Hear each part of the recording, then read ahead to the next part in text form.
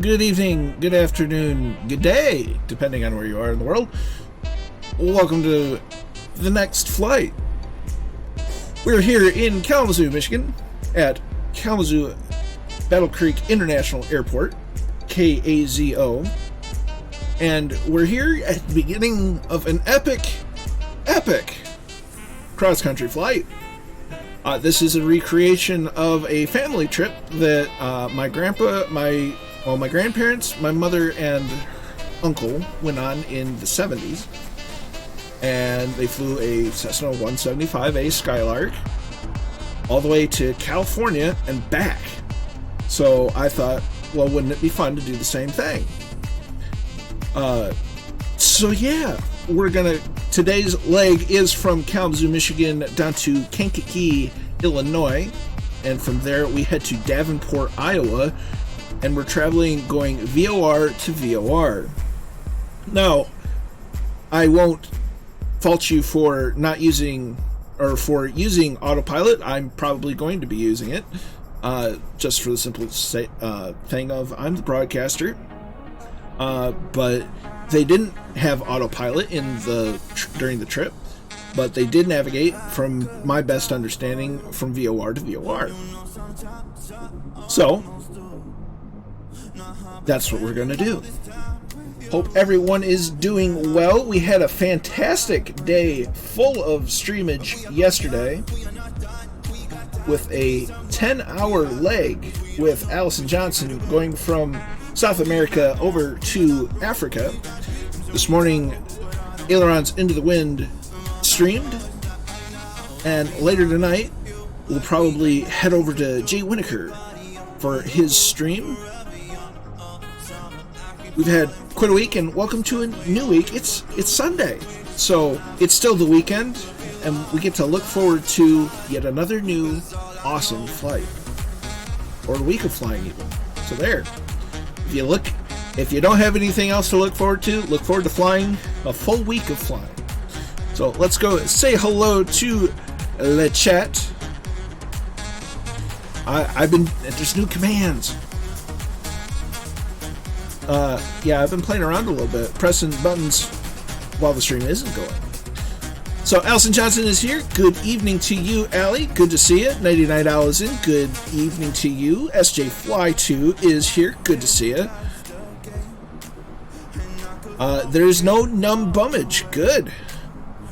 No numbage bummage. That's awesome. Viper Strike 9510 is here. Good to see you. Kozaki Flyer. Good evening to you. The most yes. Then you have, so if you do exclamation point commands, it'll help you find the commands that you can use during the flight. Two-Tone Murphy's in the house. Hello, my friend. Hope you're well. You're on your weekend. 99 says might fly a bit erratic tonight. I'm using eye tracker for the first time. Ooh. I'm sure we'll forgive you. Jay Winokur with a subscribe for 5 months. 5 months with the Colonel. Good times. Well, it's good to have you along, my friend. Hope you're having a good Sunday. Steve Solo UK is here. Good to see you, my friend. Hope you're doing well. 99 Owls still here. And Flight Sim crashed. Well, that didn't take long. I was just sitting there.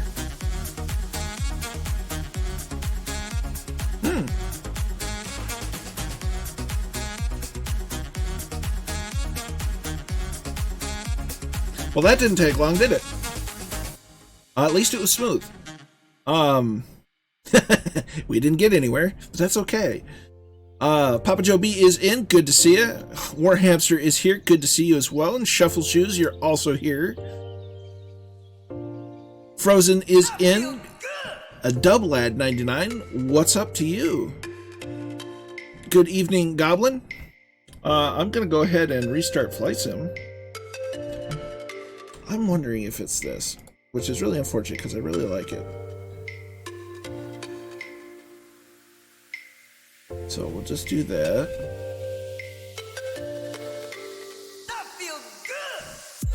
Do that. Do that. Well, I had everything nice and set up, and Flight Sim decided that it said no. Probably none. Because they did it for real, not in a flight sim.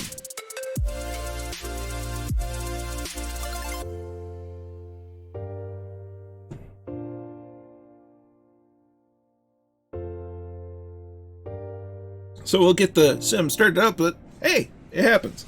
We were on the ground, we didn't go anywhere, so no progress lost. I'm okay with that.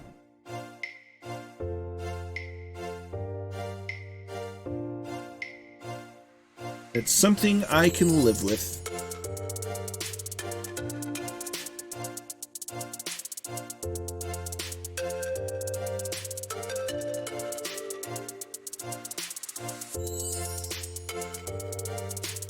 So I'm sporting my long sleeve tee today because it got chilly again. We were having such nice spring weather, and then it decided to get cold again for a couple of days. We check the weather out. That wasn't the button I wanted. Let's see.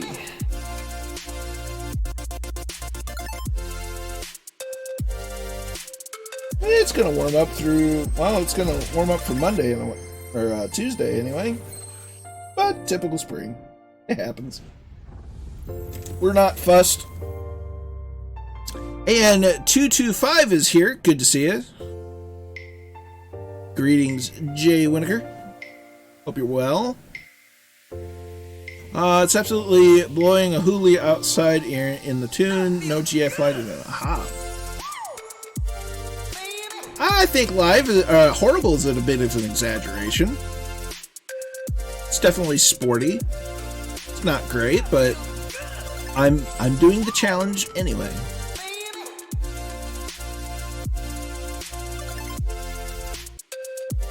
It's definitely windy.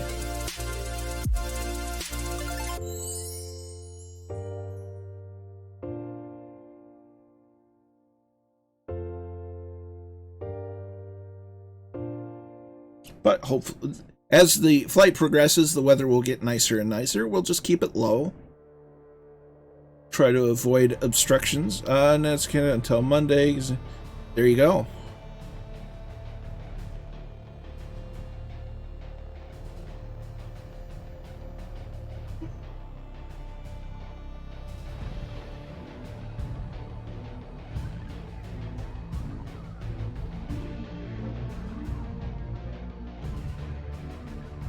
That's fair. I will not hold anyone else to running live weather.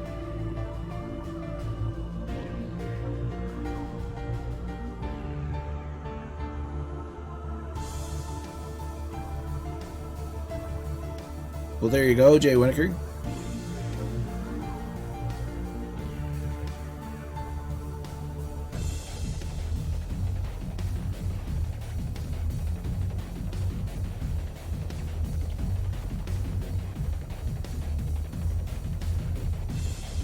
Just waiting on the old simulator.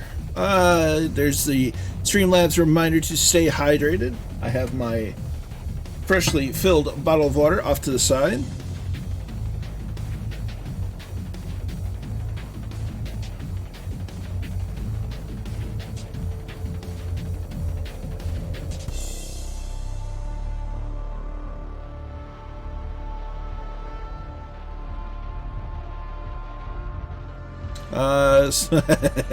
I believe it. 10-hour stream and you have to talk the whole time? Yeah, no, I can see that. My voice has a tendency to get a little hoarse after a normal stream as it is. Especially the 4-hour ones. I can only imagine what it's like with 10-hour.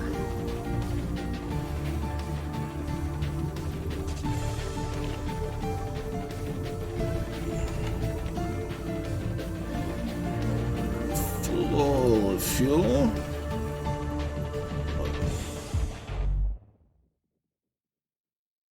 It's a good thing that I'm so organized. It makes it easy to find things most of the time. And do that. Check flight conditions.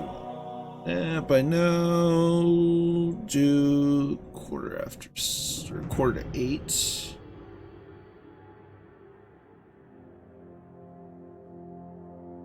roughly. So we'll do that. We'll turn this off for now, given the conditions. So there. Okay, and hit that button.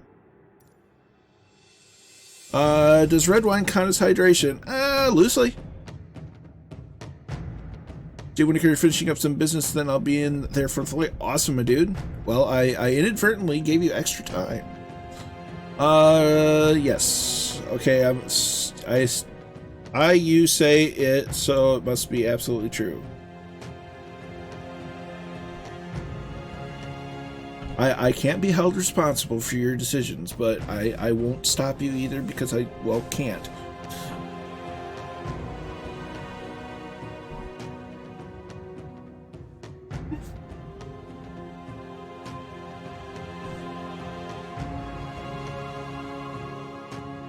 Apologies for the technical delay, everyone, but I'd rather it happen here than, you know, not here.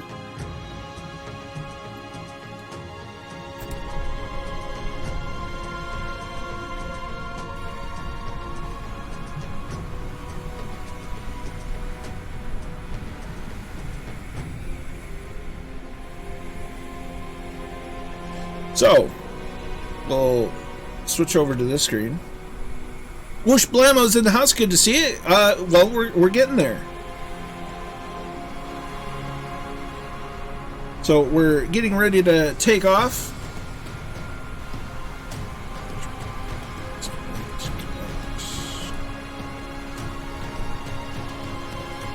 We're here at KAZO. Now the flight plans are rather important this time around.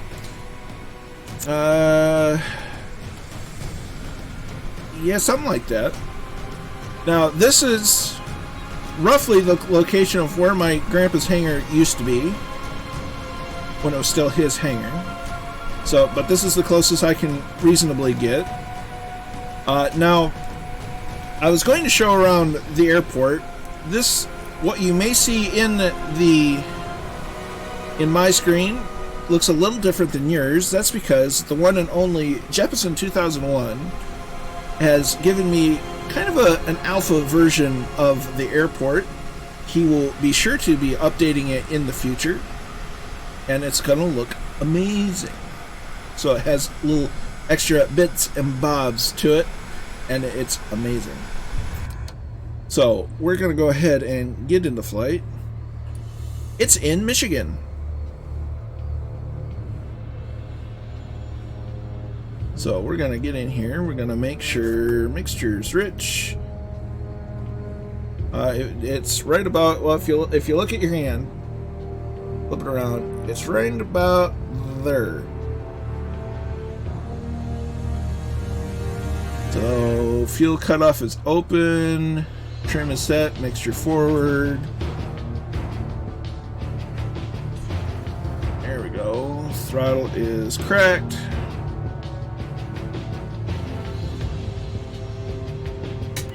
Alternator and battery master comes on.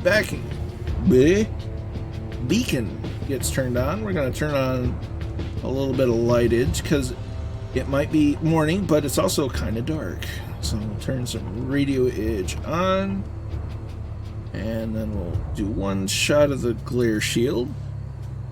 Based in Ohio. Nice. We did some flying over Ohio the last couple weeks. We went from Dayton to Toledo, Toledo to Cleveland, Cleveland to Erie, PA, Erie, PA to Canton, Canton to Columbus, Columbus to just east of Cincinnati. So everything's good to go. Mags go to booth. Clear prop. And we're started. We want to make sure that we're between 900 and 1,000 RPM.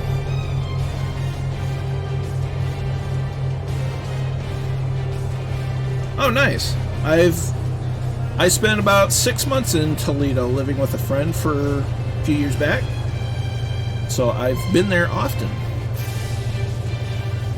So we're going to crack the... I think I'm getting the Coronado audio bug. So avionics are coming... Oh, it's doing this again. So we're going to do this because we want the radios. BMF Smurfy, as long as you're in, stay with a GA airplane. You're more than welcome. Okay, so we're going to try that again. That's definitely the Coronado audio bug.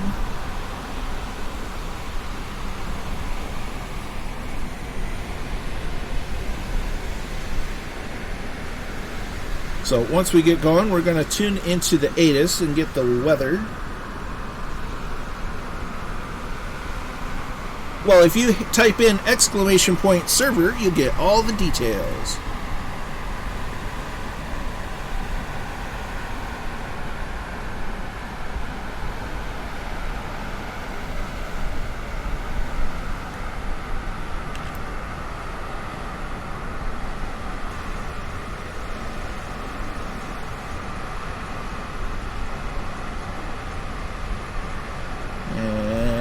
Rolling, so we get to do this all again. Hello. Well, starting in the grass is okay. So, parking brake is on. That's there, that's there, that's there, that's there. Repetition breeds proficiency. So, do that.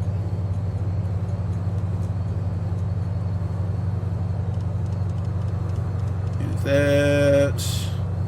And we'll click a glare shield. Master's on. Beacon's on. Clear prop. Roger that, Smurfy. Track the mixture. Avionics coming on. Nav lights and taxi lights coming on. Transponder on. Wait for the radios to come up. And we're going to tune our radio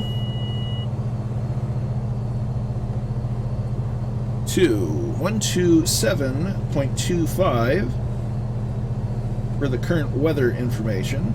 And that'll tell us what runway we need to take off on.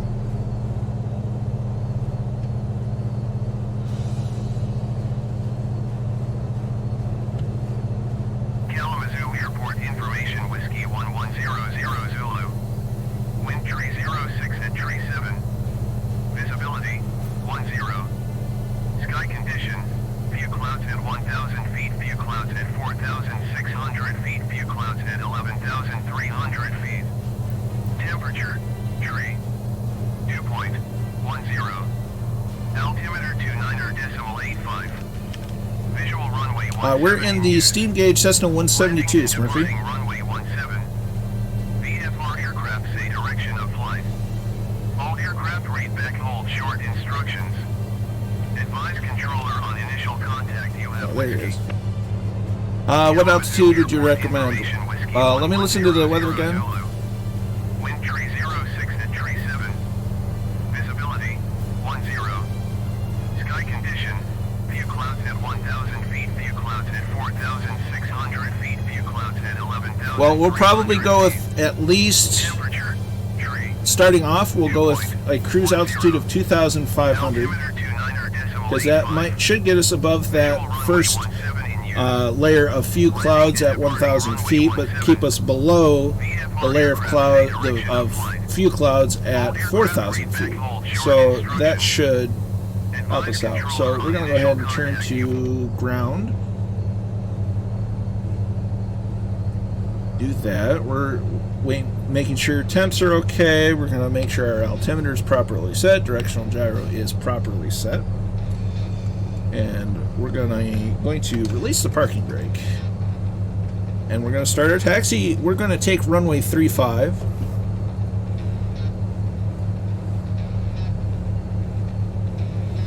For our departure.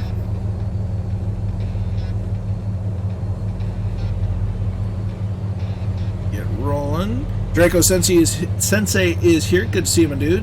Hope you're well.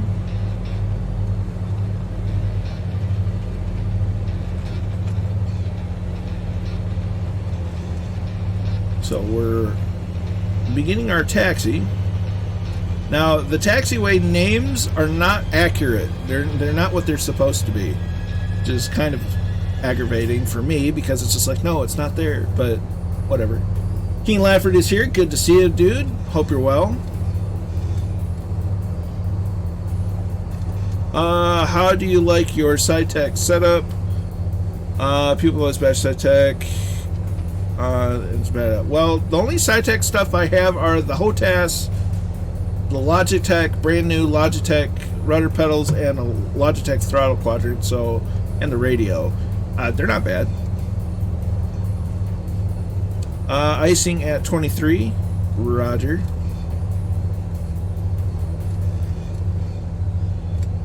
So we're technically on taxiway Foxtrot, even though it's telling us we're on Alpha. And we're going to be turning left onto Bravo, which thinks it's Foxtrot.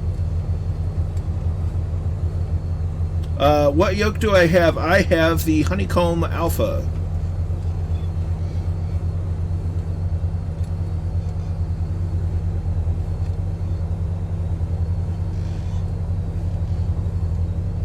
Keen asks what aircraft I'm in. I am in the Cessna 172 steam gauge. Ooh, and the wind is real sporty. So actually, you know what? We're going to turn around. We're going to taxi on... We're going to turn around. We're going to go to runway 27. Because that's going to give us a better crosswind coefficient. The winds are 30 out of 300. Oh, speaking of which, this is the Kalamazoo Air Zoo. This used to be their main building. It's the also known as the Kalamazoo Aviation History Museum. I spent a lot of time here before they got their new building, which we'll see after departure. So we'll turn around. We're going to head back to runway 27 because that's going to be a bit better on the crosswind. So again, this is just a beta version of the airport by Jepson 2001.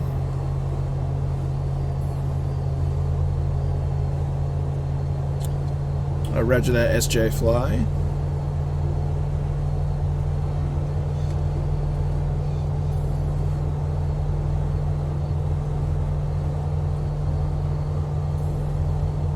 So we'll go back to taxiway Foxtrot. Dangerous Project, sorry, are we at KAZO? Yes, we are.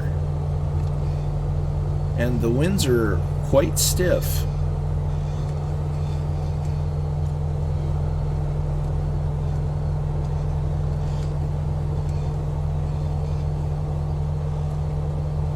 So we're crossing a runway, so we want to put our strobe lights on for visibility.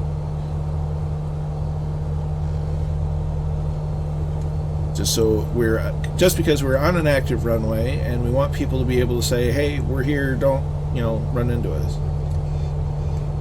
So we go on to here. This taxiway is a little more dilapidated than it is in real life, but it's not terribly far off. It doesn't get used a whole lot.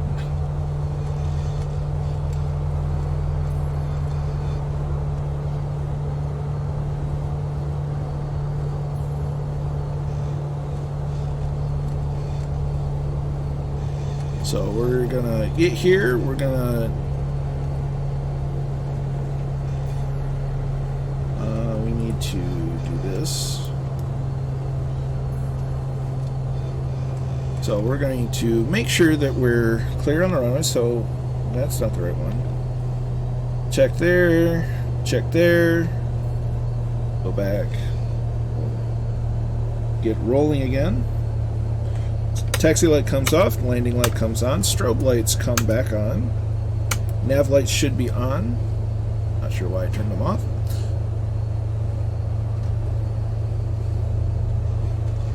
So we'll get started on runway 27 for our departure.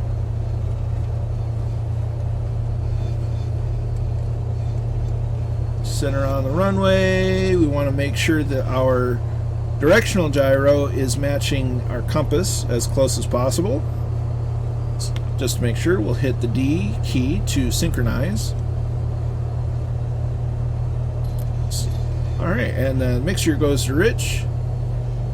We slowly introduce throttle. Try to keep the aircraft on the center line. There's 40 knots. 45, 50 airspeed alive.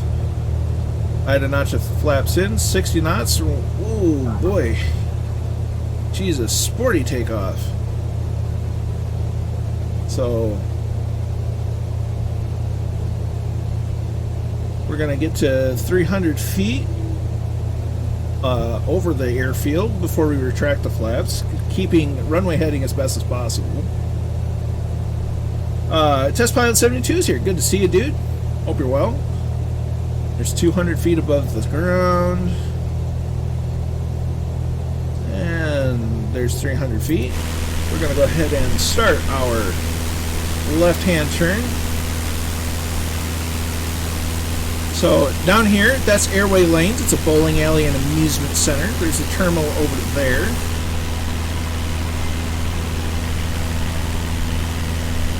There's the main Air Zoo building. This is some shipping company. There's a FedEx building here.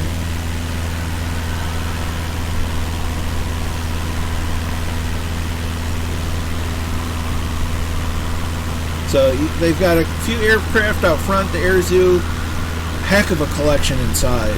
Absolute beautiful collection of aircraft, including they just got an F-117. They have an SR-71, so they have quite an awesome selection. There's the Thunderflies. Control tower is here. Got a Firefly taking off.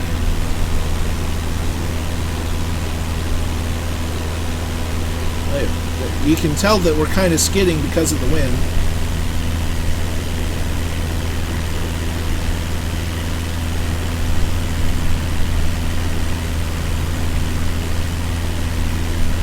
But it's a nice place. It's a nice place. There's a Corsair. I had a feeling that might be Mr. Winokur.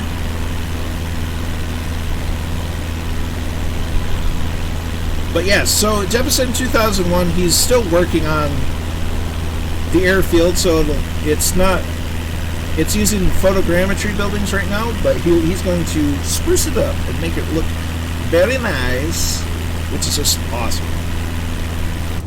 So we're already getting the iceage.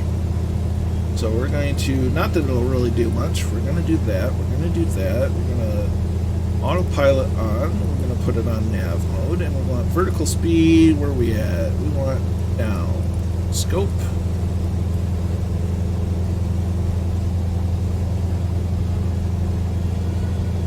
Because we want to stay out of the icing as much as possible.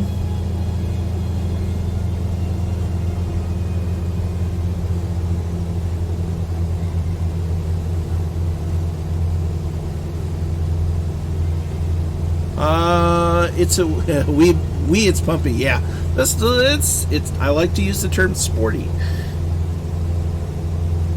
So we're established at our cruise altitude. We're going to go ahead and adjust our power settings. We're going to go to 2,500 RPM and adjust mixture to the EGT peak.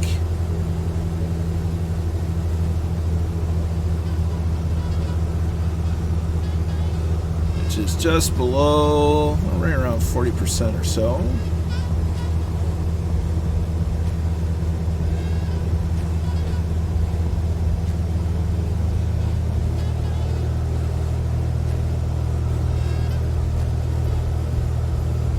So set that. Turn the temperature on as there go the Thunderflies. So it's just showing -3C. I'm going to turn that on local time. So it's 26 degrees at altitude. And we're already a little frosty. That's okay.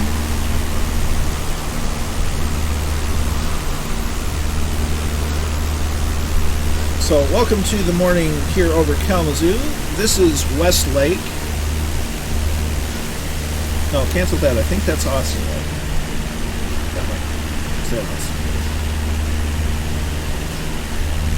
That might be Austin Lake. Indian Lake's down here.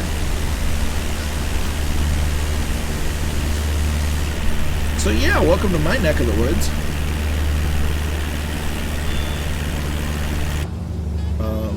Why are you already stalling? You shouldn't be stalling yet.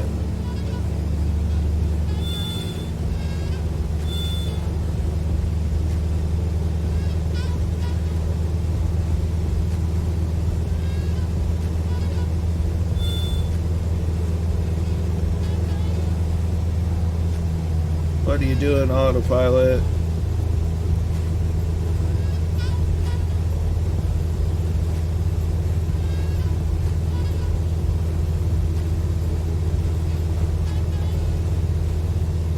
If it's yeah.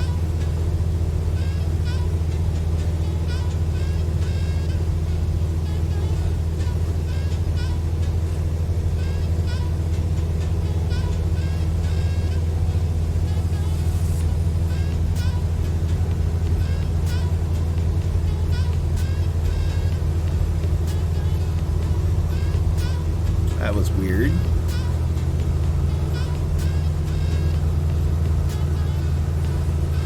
Yes, it is Kozaki.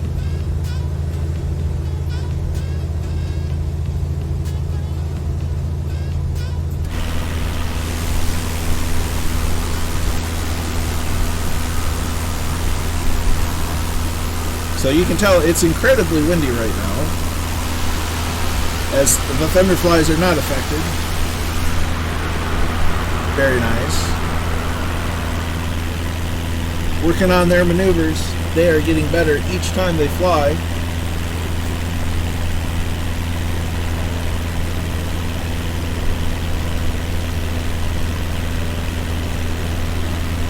And you can really see, if I hit the reset view button, that's how much we should be looking at the plane straight on, but we're crabbed into the wind so much. It certainly is Kozaki. Yes, it's going to get better the closer to Kankakee in Illinois that we get. And hopefully by the time we get to Davenport, it'll kind of smooth out even more.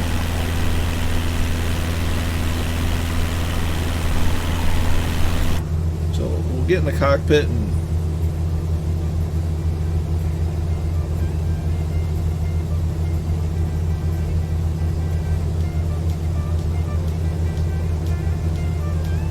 kind of monitor things, make sure everything's in the green. Let's check our altimeter.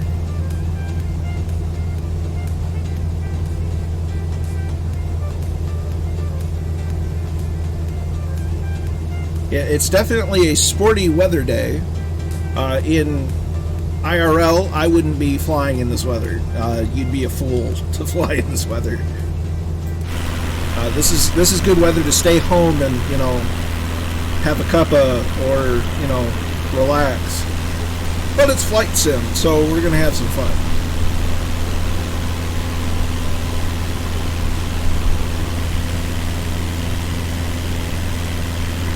Yes.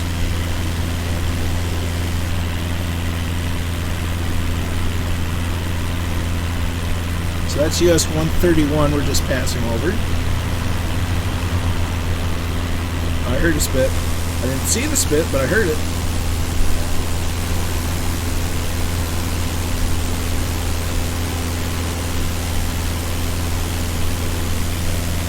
But I like a challenge. I've been really enjoying flying on real weather just for the sake of the challenge.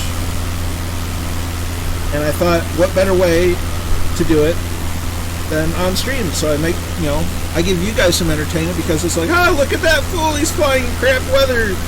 Look at him, he's struggling. It's my lot in life. So this series, I don't have a fancy video like Murph does for his series. I lack those skills because Murph's awesome and, well, I'm getting there. We're going to be, as the thunderflies zoom past, I'm going to be this series is going to all be taking place. I'm going to be flying the 172 the whole trip because of the recreation factor.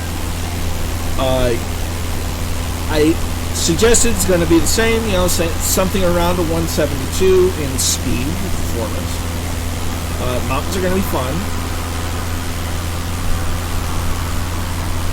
but so we're going to stick with this, and it's going to be my new Sunday series. So Sundays are for Skyhawks. Now the Thursday series is going to continue on doing its thing down chasing the cup. And so Tuesdays are going to be kind of anything goes Tuesdays, and it's going to be our fun day. Doggo is life. MSFS really nailed the icing effects, at least visually. Yeah. I think the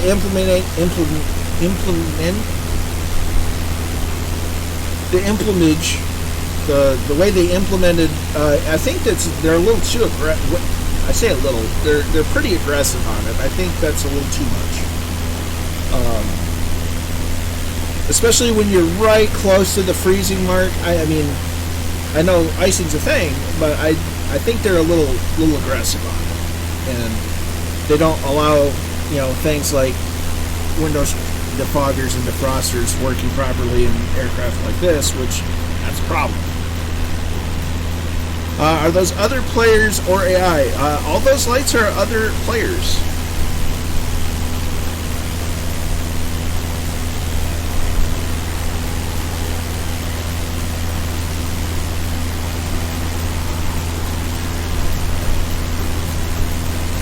So we're still flying in southern part of Michigan now. See the sun coming up over our frosty little Skyhawk.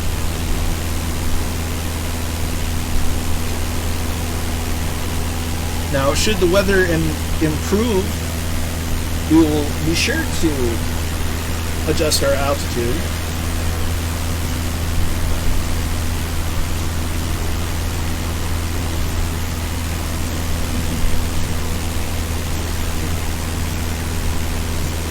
So, let's say we're getting close to South Bend, Indiana. There's the EA-40. So their ATIS is 120.675. So I'm going to tune my radio to 120.675. I'm closer the other way.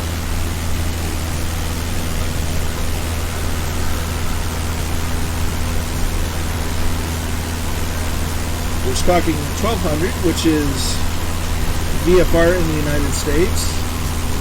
So we'll tune.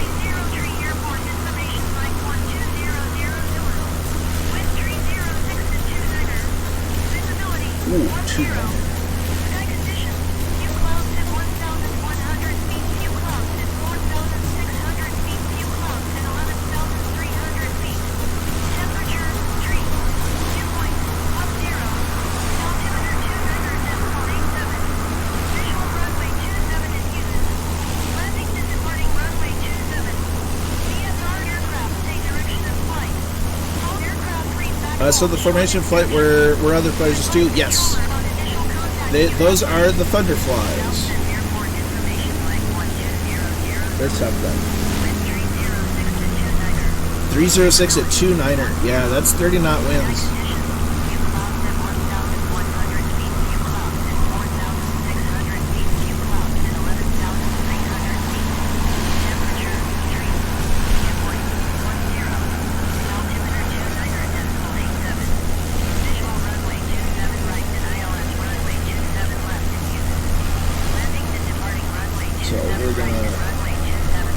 Back to our Unicom. So the weather at South Bend, Indiana, which is near our route, hasn't changed much, all things considered. Let's see, we're going to be near Goshen. What about the weather there? Their ASOS is 121.45. That's a little closer to our route.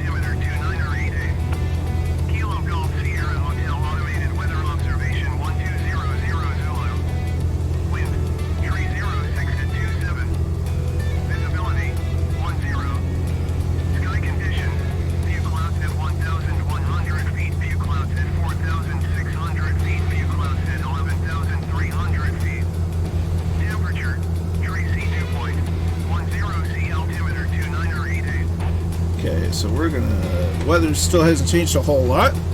Yes, it is, Draco. I think I was having a bit of a glitch with the trim. Hopefully I seem to have solved it. Fingers crossed. So we're going to throttle back to 2500.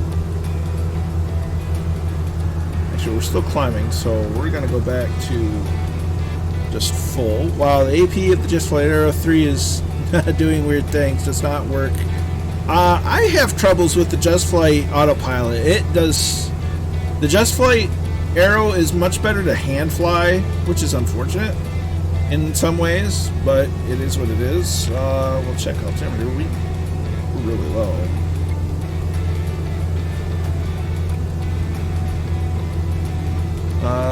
Yeah. It's a lot. The Just Flight autopilot in Aero is much more difficult to use than the Coronado one. And speaking of the two of them, Gripperson released a video on the Coronado one, and he seemed impressed, so maybe? I'm not sure.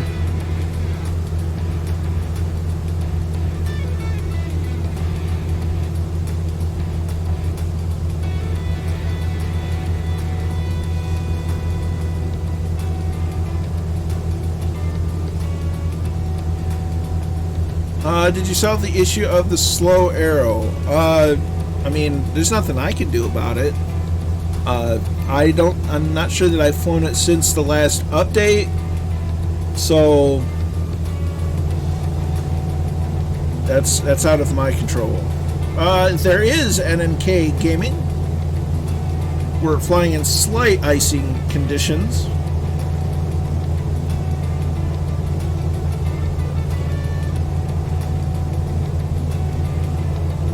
Trim's behaving for now.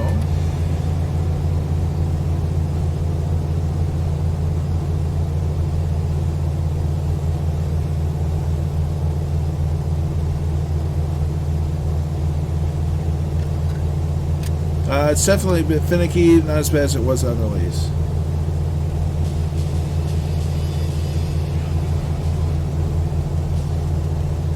Was it set to heading mode or nav? I'm going to assume that you're talking to Goblin about the autopilot on the Just Flight Aero. Beeps 13 says my window's completely frozen. Yeah, we're close. And we're keeping it low. So 100 knots is really the fastest that plane can do.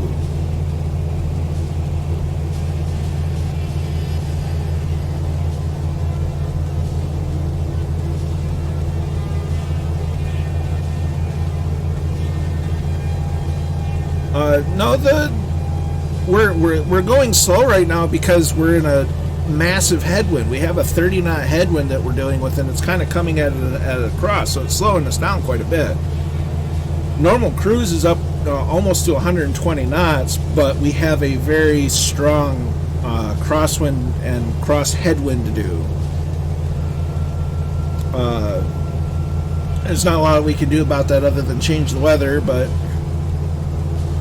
talking about the Aero, it should cruise faster. Like I said, I've not flown it since the update.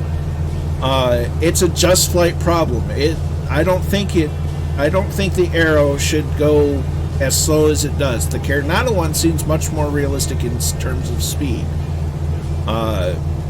Because you get a big engine on that thing with retractable gear, it should be doing speeds similar to that of the Cessna 182, but it doesn't. I don't know. Out of my control. I don't work for Just Flight. That's an issue to take up with them. I have no idea. I'm just as lost as you are with it, but it's out of my control.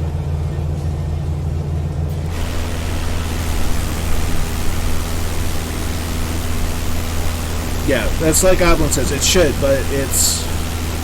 I did fly the Seminole a little bit last night, flying around with Jay Winokur off stream. If it's just flight arrow, IAS is now 138 and ground speed 122.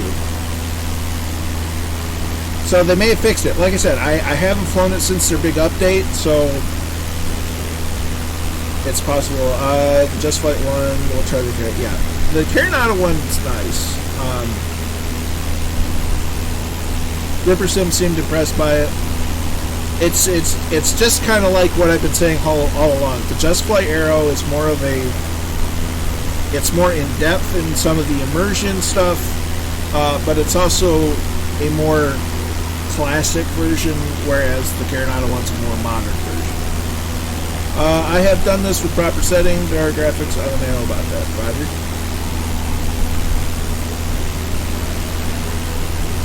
So you can even see the clouds moving, and we're getting a little bit of blue sky.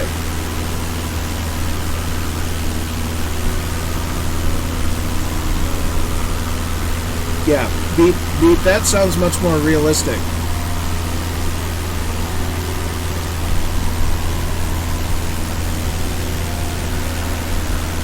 So it seems that they've done some fixes. Like I said, I have not flown it since the last update that they released for it, which I think was Friday.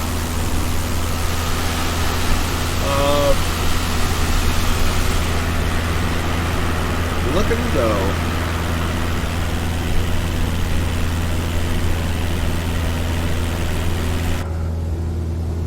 So the icing, it's still there. It's probably going to stick with us for a little while. We're just about to... Here's a spit. We're just about 15 miles from our first turn.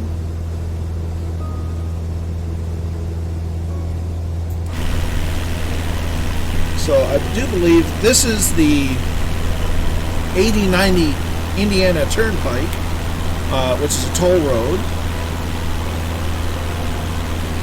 Pupjo AP on the PA-44 is back to acting up again. Had to restart in the Bonanza just to dry things again. Well, that's unfortunate.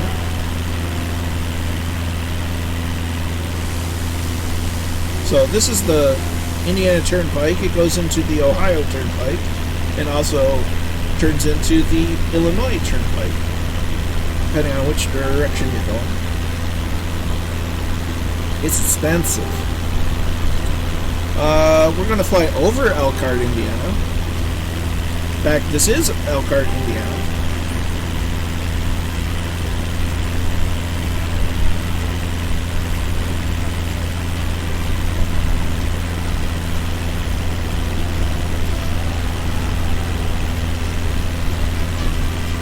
So, let's go back here. So, Elkhart. This is Elkhart. That's the Elkhart Airport right there.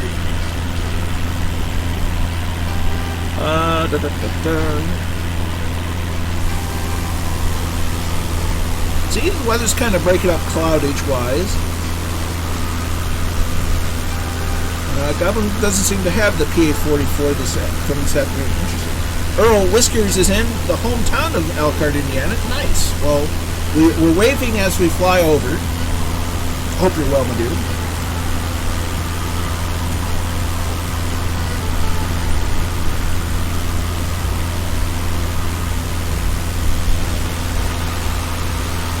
Here go the Thunderflies.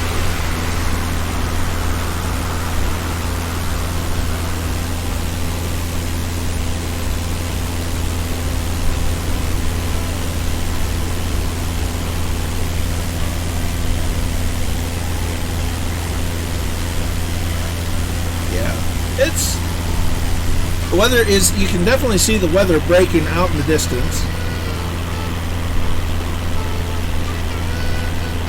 So that'll give us a little bit of sunshine. The weather is definitely improving. Viper Strike says, it is known for being the RV capital of the world and band music instrument capital of the world due to Elkhart being home of numerous manufacturers of the products. Nice. I'm going to check the enhanced Garmin add-on that may need reloading as I had to do previously. Yeah, when I loaded up today, well, even right on stream after I had a CTV just sitting on the ramp, I had to do a restart of the flight to get the Garmin to work, the 530 mod, which is weird. Had been working. So we'll get in here. We're going to double check our altimeter setting. It's right on. Engine performance, we can dial that back now because it seems things have worked themselves out. So I think it was just a joystick input issue thingamajig that was causing my, oh, we want to stall now situation. So we're just making sure everything's in the green, temps, and all that jazz. I'm going to turn the yokes back on.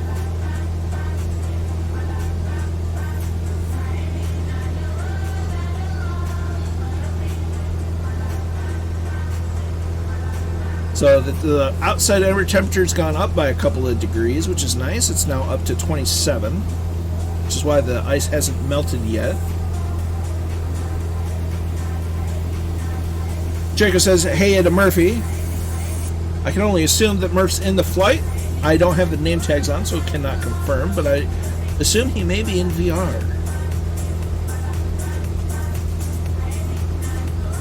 So we're at 2,500 feet. You may be asking, why would you choose that very specifically? Well, very specifically, we're trying to stay well enough below the cloud layer.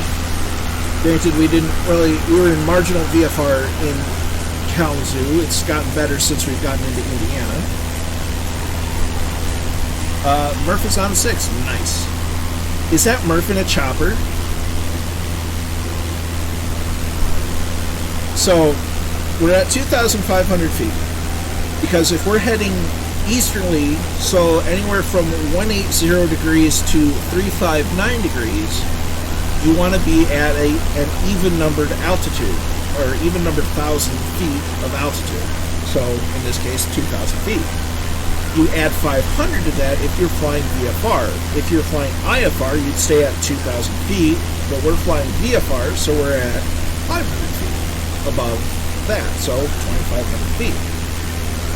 Now, if the weather was nicer, I would be flying probably at 4,500 feet, just to give us more clearance to the ground in case something went wrong.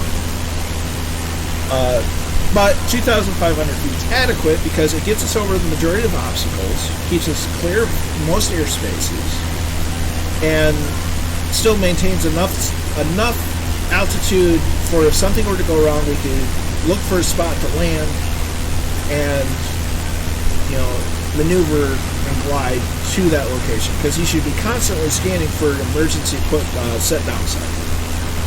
That's one of those things. You should be scanning for traffic, scanning for an emergency site to put down, all that fun stuff. So that's why we're at that particular altitude. So you can see that the weather is breaking up quite nicely, actually.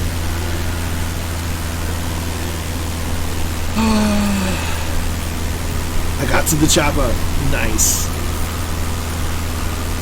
That's a fast chopper.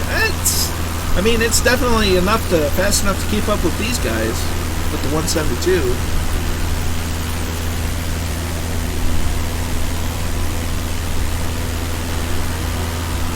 So once we hit the Goshen VOR, let's Plymouth saying it's there.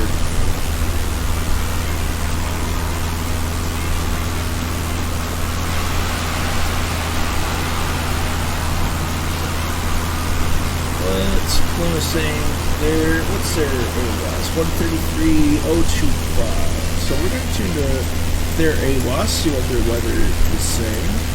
So 133. Kingsman is in the house. Good to see you, my dude. Hope you're well. Dangerous Brian just hurt the first waypoint. Nice. It's raining here too. Uh-oh, someone went down. Someone's going down.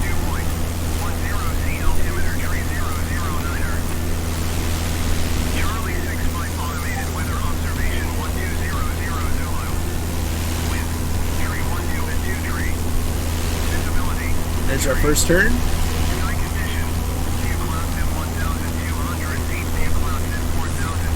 I juked him. Noel is here, just stopped in to say hi. Can't fly tonight. We'll watch. Well, appreciate you being here anyway, Noel. Hope you're well. Happy Sunday.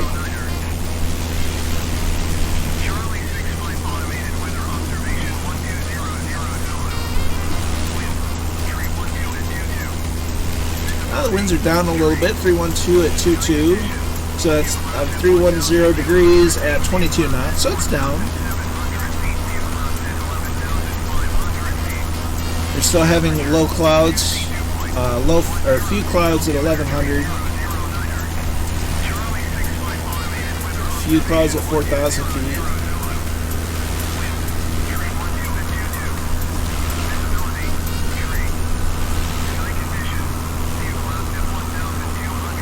Or 1,200, so 1,200 feet.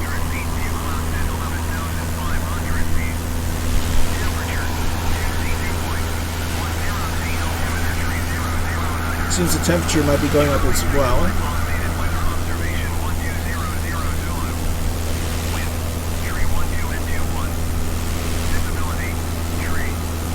Oh geez. Kozaki says that they set off sirens here last night. Well, that's not good. But you can definitely see that the weather is very much improving the further we go. And we're going to keep an eye on the weather and our progress. Yeah, and I'm not hiding the A, because I forgot, and B, because I want you to see kind of what I'm doing, because I have my sky vector over here, so I'm watching a chart, and I'm keeping an eye on where we are and where we're going. So we just hit the Goshen VOR. We just listened to the ASOS in that one place, Plymouth, and we're heading to the Knox VOR, which is right over Stark County Airport. So if I check on their weather automation, so their weather automation is 135 at 775. So we'll tune the radio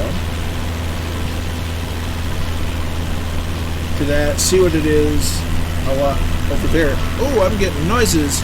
Drago Sensei 90 Night Owl gifted a tier 1 sub to Draco Sensei. It's their first subject. Well, thanks, 90 Night Owl. That's very kind and generous of you. Many thanks. And Draco, enjoy the emotes and the no ads. James Remmer is flying that chopper like he saw it. Well, he's listening to Stuart's advice. Is the weather bad in the area? Yeah, it's not great, but it's getting better. 135775.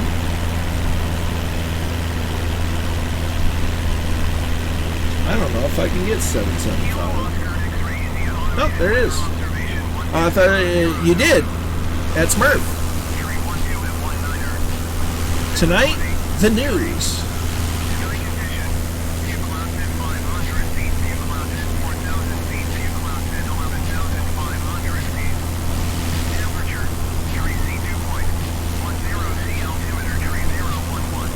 So oh, we got two choppers.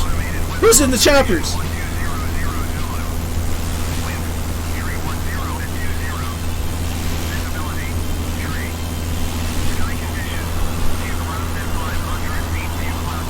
So we're trying to.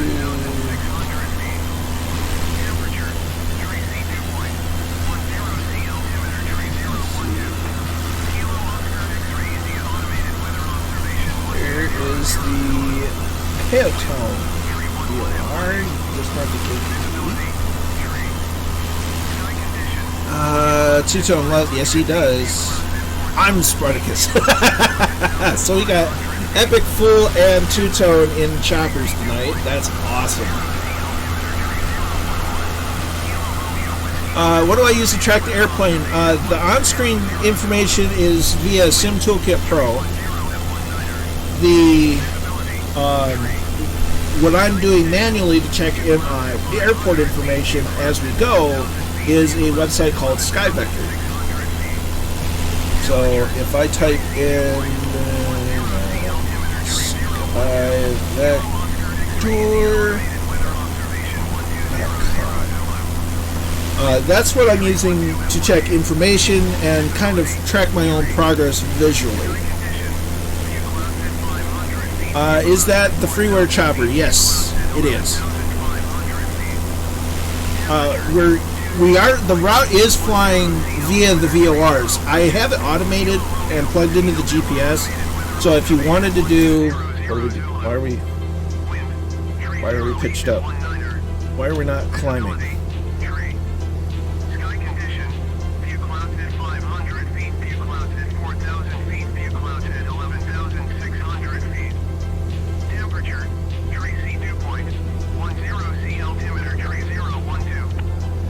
So we're gonna turn the ATIS off for now. So if you were to want to manually tune to the VORs, which you're more than welcome to, I had them listed. I need to find that file.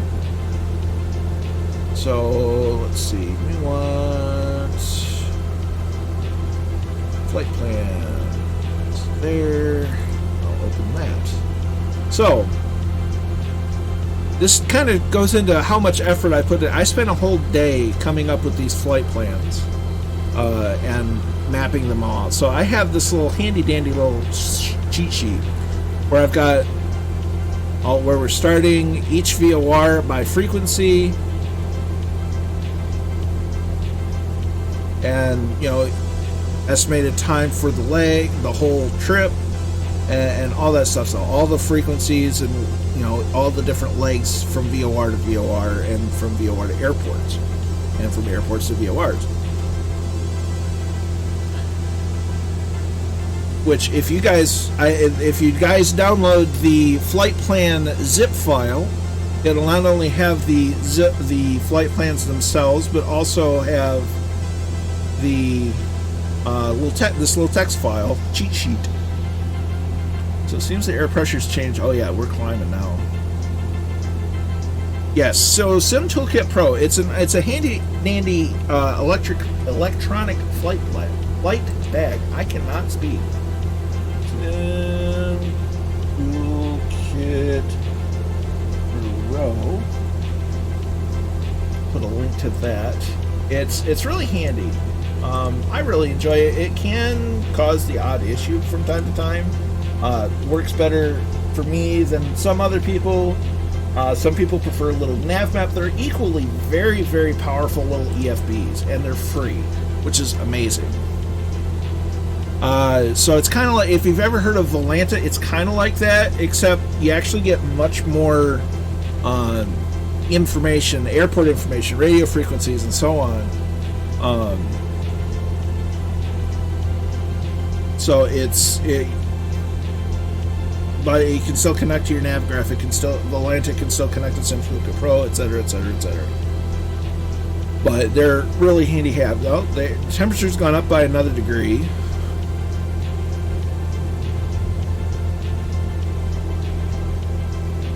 See, Goblin, I reloaded the display. Aero 3 AP is working. I think the state saving on the pad. Aha, gotcha. Well, glad to hear you got it worked out. So we're still, I think we're still over in Indiana.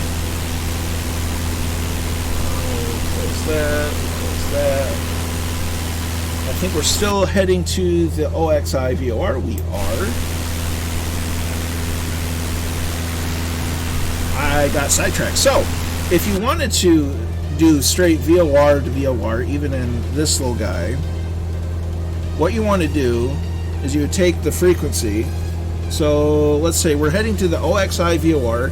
The frequency for the OXI VOR is 115.6. So you would change your, in this case, I'm changing nav2. I want it to go to 115.6. So I tune it 115.6. Put it to the active. And it'll start going, it'll go after this one. Now what I want to do here is I want to rotate this until it gives me, until this is as straight as possible, granted with the bug currently the way it is, where it'll only go in 10 degrees. You get it as close as you can, and it'll give you the little 2 arrow. It'll indicate, well, we're going to the VOR instead of away from it. If you're going away from it, so if I were on the reciprocal, it would show a from arrow, so it'd be pointing down. So it can work in two different ways. But that's a very, very crude way to explain VOR navigation.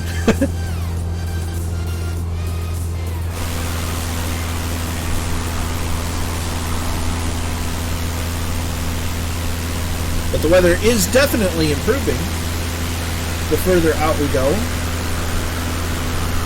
You can actually see some bluage, skyage.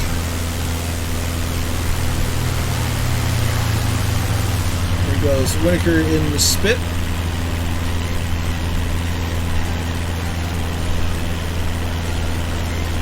A lot of farmland in Indiana and this part of, and the southern parts of Illinois. It's definitely not the most exciting place to be.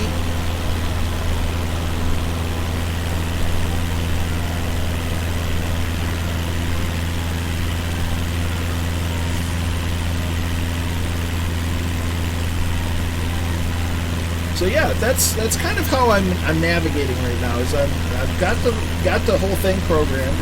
It's doing its thing, but at the same time, it's going from VOR to VOR. So if you didn't want to, or if I wanted to say have the challenge of not using the autopilot, not using GPS, I could still tune into those frequencies and get from location to location for the whole trip. Especially out west, VORs get more and more scarce. Airports are more and more scarce, so it becomes a little more difficult to stay on track, because you also have, when you're not using an autopilot, you have to calculate for wind drift. You have to make sure that you're still going in the right direction, and it's a little harder to do. And that's why flight planning is so important. You can't always just get out and go flying unless you're staying around in a familiar area, because if you get lost, well, you're in a world of hurt then. But keeping charts in your airplane, in Flight Sim, keeping some sort of chart handy, whether it's like SkyVector or little Map, or SimToolkit Pro is really helpful. So yeah, that's kind of the importance of flight planning. And being able to have all that is super handy. I make myself sound smart, but don't quiz me on it, because I'll probably get something wrong. It's the technical terms and all the minutia of a lot of the details that I know the basic from a practical aspect. I've been around this stuff my whole life, and being able to do it in a sim is phenomenal, because also being able to visually see what the world is like is it's awesome. It's never been better. Being able to have the satellite imagery in buildings where they're supposed to be, trees basically being where they're supposed to be, other landmarks, is key. Whether it's a golf course or a lake or a railroad, a set of railroad tracks, that stuff's huge, and being able to have that out of the box flight sim is just phenomenal. Okay, so we're getting close to the Oscar X-Ray India VOR, so I'm going to double check on their weather, see if their weather information has updated.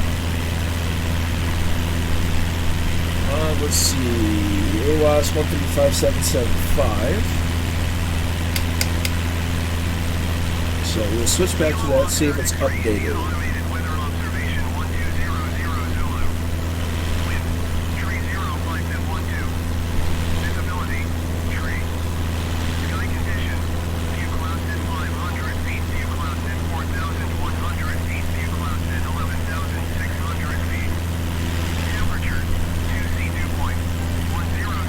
So the temperature's gone up, the winds have gone down. The winds have stayed roughly in the same direction. It's like 305 degrees. I don't think it's... I think their weather information's a little off of what's being rendered in the sim cloud-wise.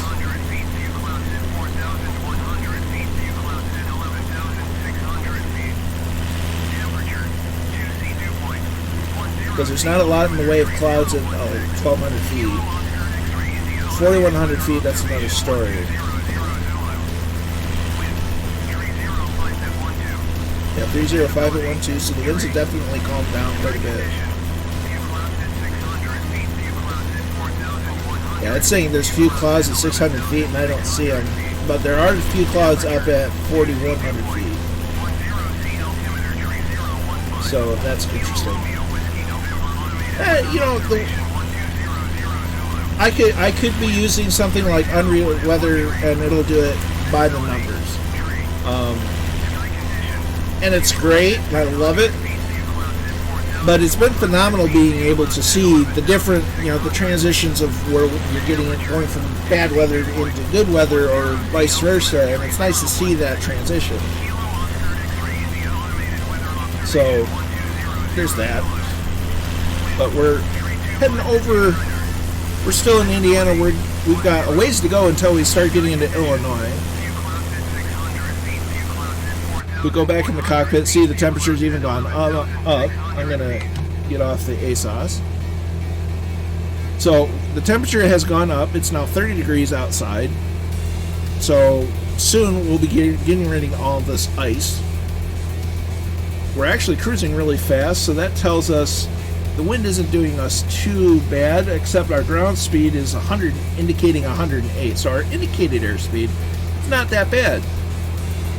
Ground speed, not that great, because it's still pretty windy. We're talking about at least a 12 knot, give or take, headwind from slightly off left, which is also indicated by this. So we're still getting a fair crosswind. Smurfy using Rex Live Weather is very great, yeah. Kingsman's loading in. If you load in at Kilo Oscar X-Ray India, that's going to be the closest airport, right on the flight path.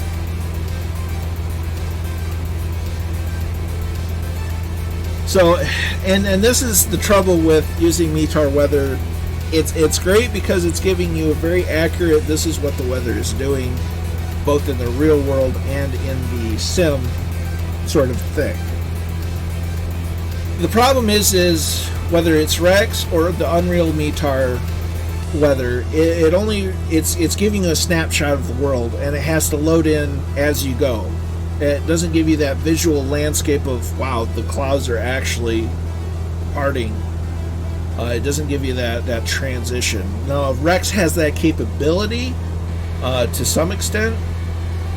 I kind of wish that, you know, these METAR programs would kind of let you load in a flight plan so it can automatically load in weather around it, or at the very least be able to load in METAR stations before you get there, and load it in for that area and give you that transition. So, but that's a wish list. So we've gone past the OXI VOR, so that gauge has changed itself as I changed that, didn't want to.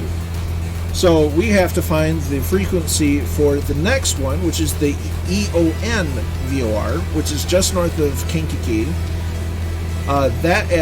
We want to set our bug to 267 degrees, or we'll do it to 270 just because that's as close as we can get, at a frequency of 113.2.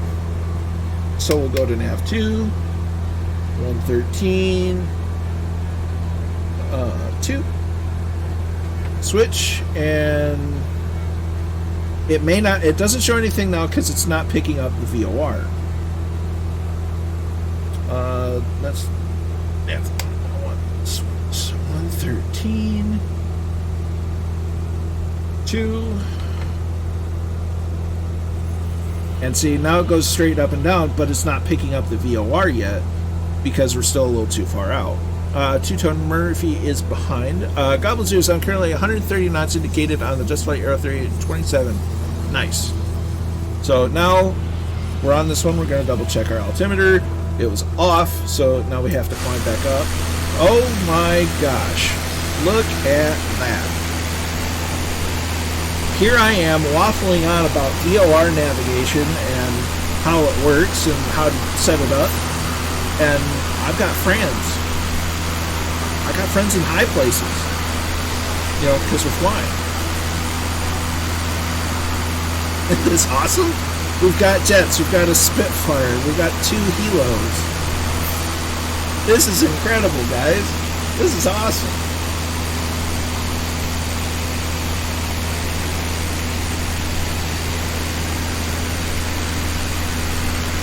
Here I am waffling on about this is how you fly, and this is flying. This is amazing.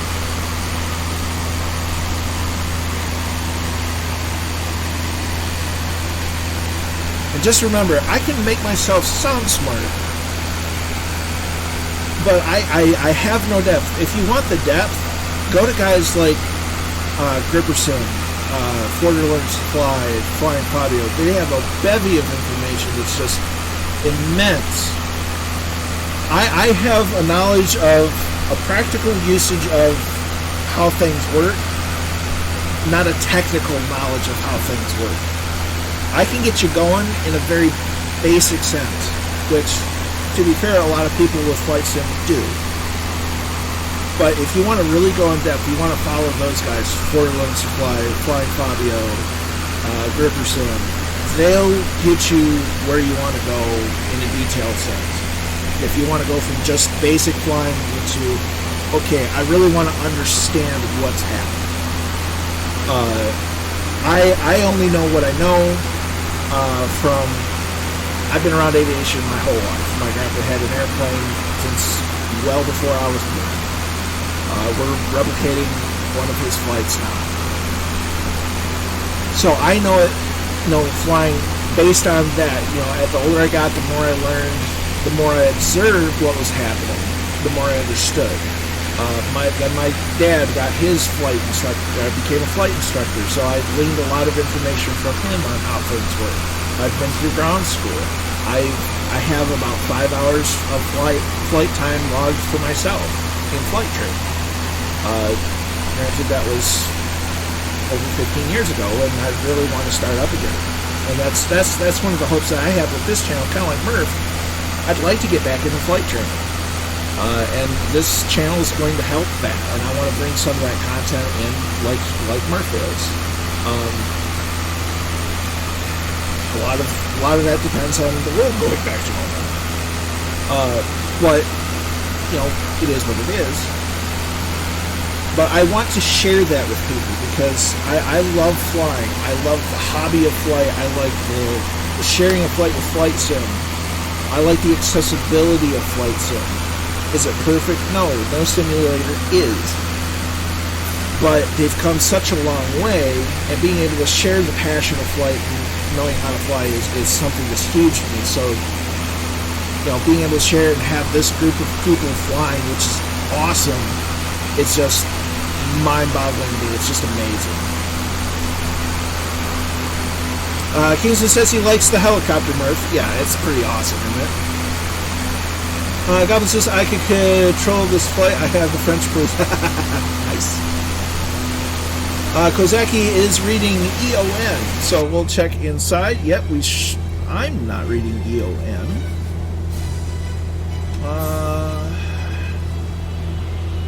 I'm at 113.2. It should be 113.2 on a radio of 167. Interesting.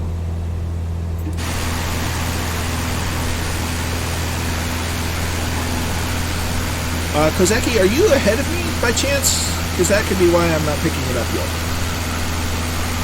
EON took a while to be picked up. Aha.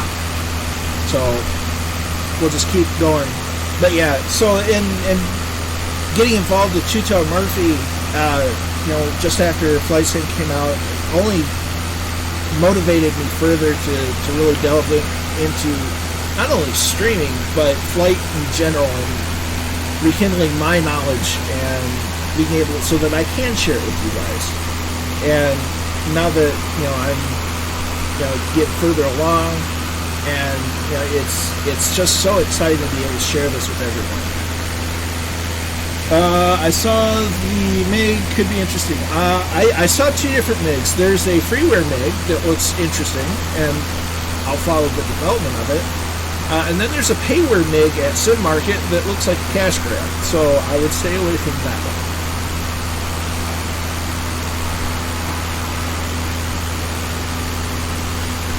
But look at this. This is nuts. This is just absolutely nuts.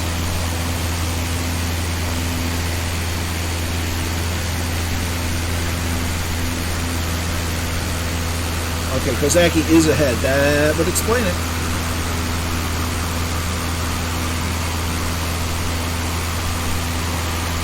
Looks like the center flies are a bit the frosty flies at the moment. That's so cool, though. Look at that.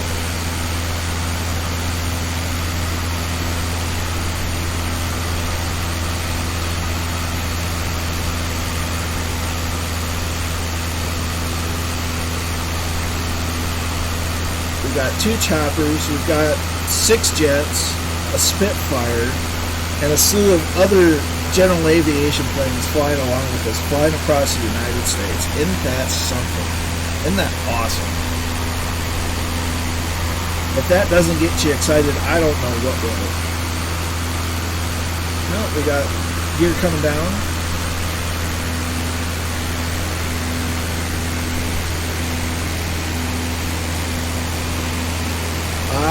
Brian is in a DA-62.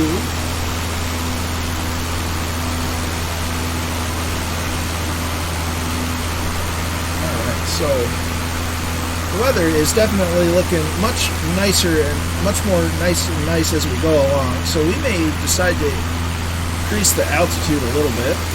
We're going to check. Our OAT is still at 30. Speed's down a little bit. Ground speed's around 102. Now look at that. We're still a little frosty. We're gonna look at that. That's not a sight you see every day out of a 172. I'll tell you that. That's cool. A frosty MB339 over Indiana. That's so cool.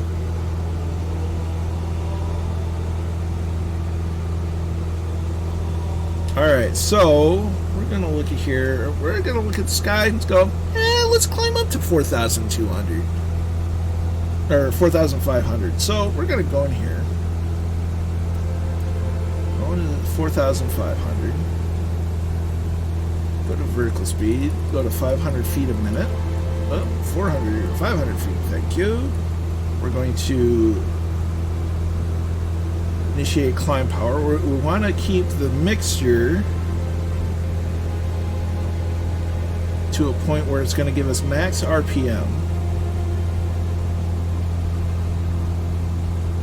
as we climb. So our reason for staying at lower, pull over. So funny story. One of the hangar guys that were at the airport one day during 9/11. I know I say funny story in 9/11. It's not funny in the ha-ha sense, but funny in a sense.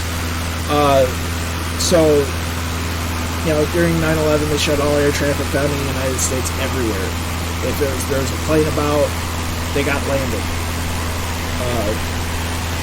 But a guy my grandpa and I knew from the airport was flying a Cessna 210 from somewhere up north of Michigan on his way back to Kalamazoo.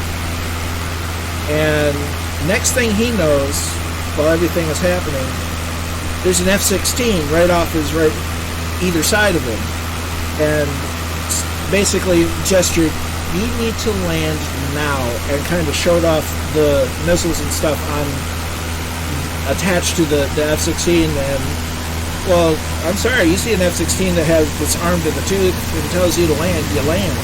And so that's what he did. Had to get a rental car back. Bad Dog is in. Hello, the roast is now out of the oven, so I can join the band of brothers if I may. Absolutely, my dude. We're on the East USA server. We're currently in between, we're over Indiana. And we're doing that again.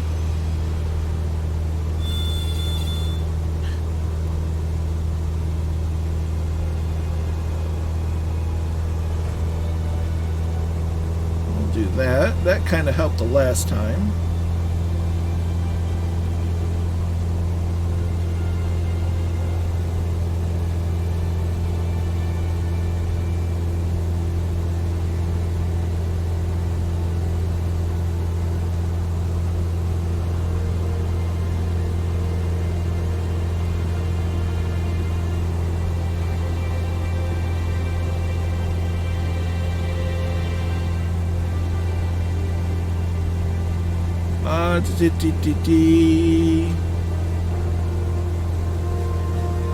Okay, we'll release pressure off of that and make sure everything's normal. Chopper is a little fun. Nice.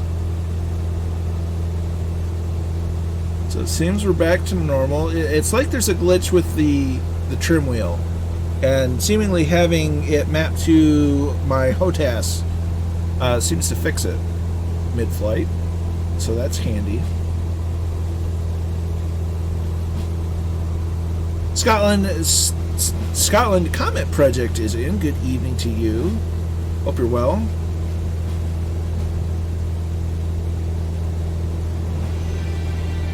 So we're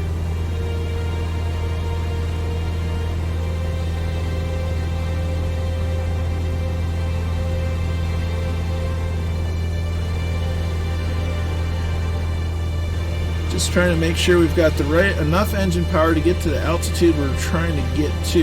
The temperature's gone down, but that makes sense.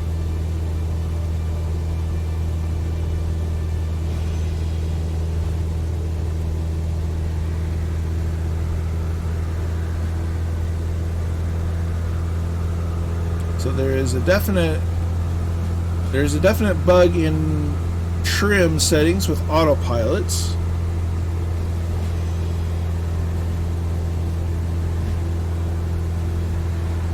Is a little tricky. Look at him go. Saw him just in time.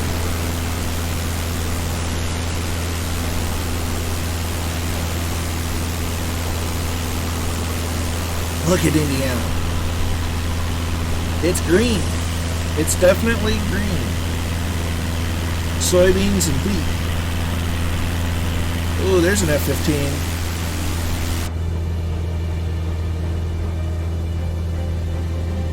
Still climbing. We've picked up EON, so we'll try to dial it in as best as we can. We really can't. That's the closest, so we'll leave it there.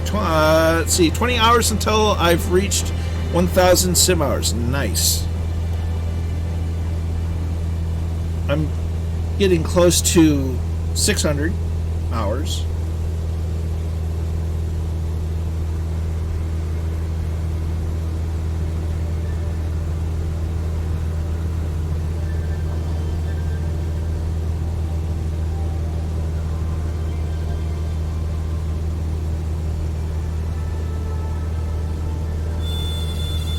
Okay.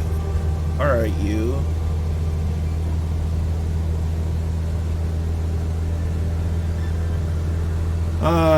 Yeah. That's a lot of hours.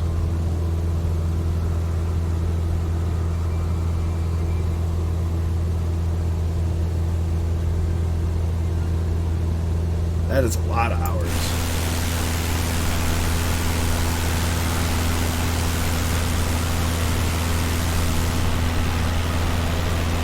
But another wonderful thing about this flight is it gets to show off these small towns that normally may not be able to, or people may not normally go to, because it's not a metropolitan area of hustle and bustle. So it gives a little recognition for the small towns of America. Wants to rest. I bet. Hope you're doing well, my dude. So we're starting to level off at our new cruise altitude, 4,500 feet. Gonna make sure everything is kosher. So do that. We're going to make sure that we're at peak EGT.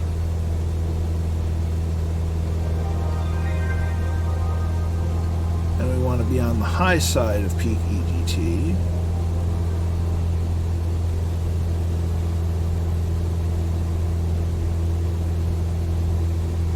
So I want it right about there.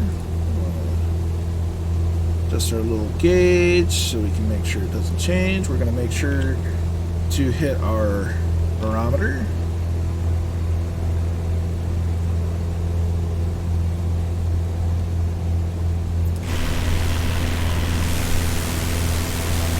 Chopper. There's a Bonanza. Is there a landing at IKK, or is this a Papa Joe? That is a landing. So we will be landing at Kankakee.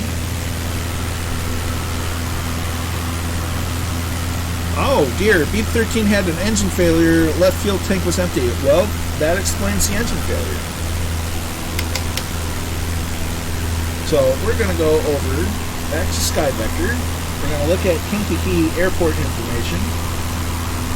Let's see, their 80 watts is 128,475. So we're going to tune our radio 128, 75, 475.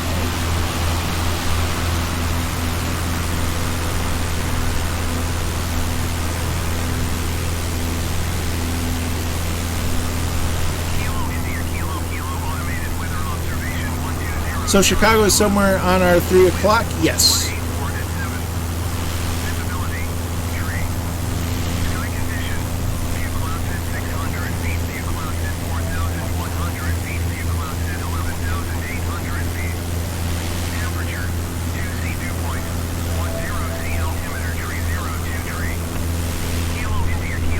You can see Lake Michigan from here. So Chicago's off in this direction. Wow, the wind shift to 184 at 7.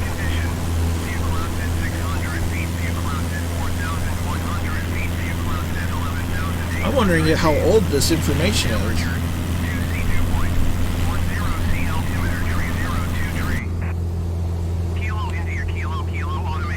Well, the air pressure changed again.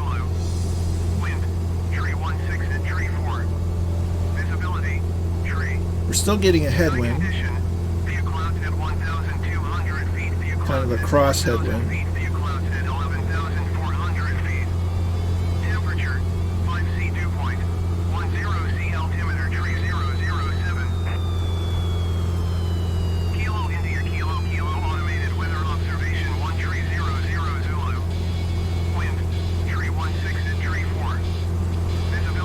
Oh, 316 at 34. So it just updated.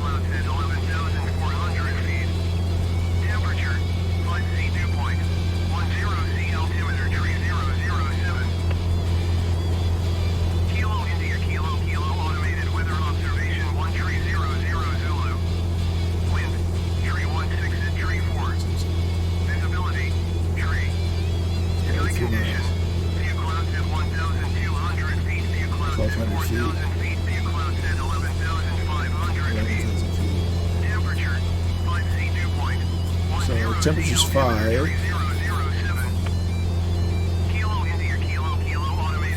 So destination air is 307. We'll adjust that as we get closer.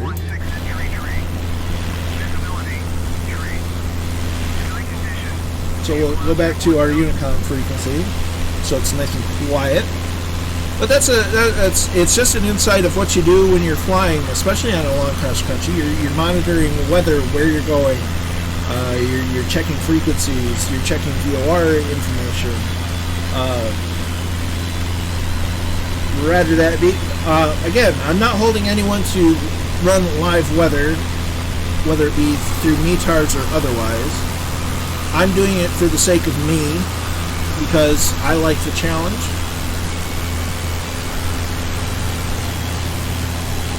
I think Goblin is using Little Nav Map. Or something similar.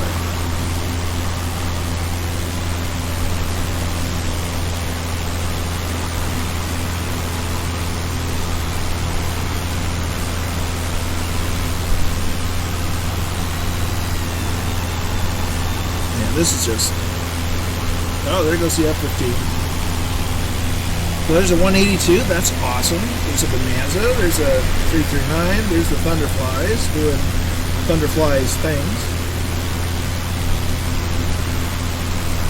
FSPM VFR map. Aha! So you can definitely hear the wind. It's quite windy.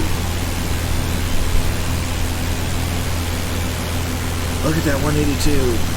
It looks so good. Oh, midair. There's a SR-22. I'm sure I've seen a DA-40. I believe Papa Joe B is in the DA-62. So my goal with this series is it's to explore the U.S., to fly what you enjoy, although keeping it close to a 172 performance would be advisable. As we can see, the airplane's getting less and less frosty. It's kind of an exploration and, you know, a personal challenge of sorts. Be able to recreate a family flight that I wasn't around for, and, you know, it's explore the sim. There are a lot of airport here. I also said, yeah, there's a lot. It's kind of nuts.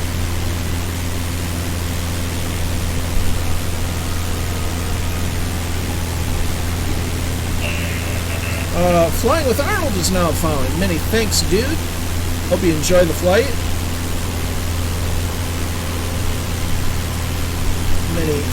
Many thanks. So we're coming up on EON, as we can see on our 530. It's crazy that, yes, they do. There's lots of room for it. The U.S. has a lot of room for flying. Okay, so we're gonna drop back to there. So from EON to Kankakee Airport is 12 nautical miles. So once we get to once we get to EON, we'll probably start a descent.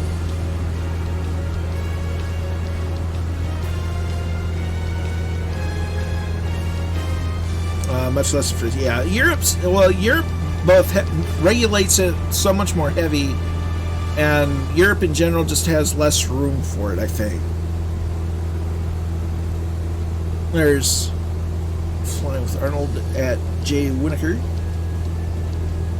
Ooh, we got a X-Cub with us. That's awesome.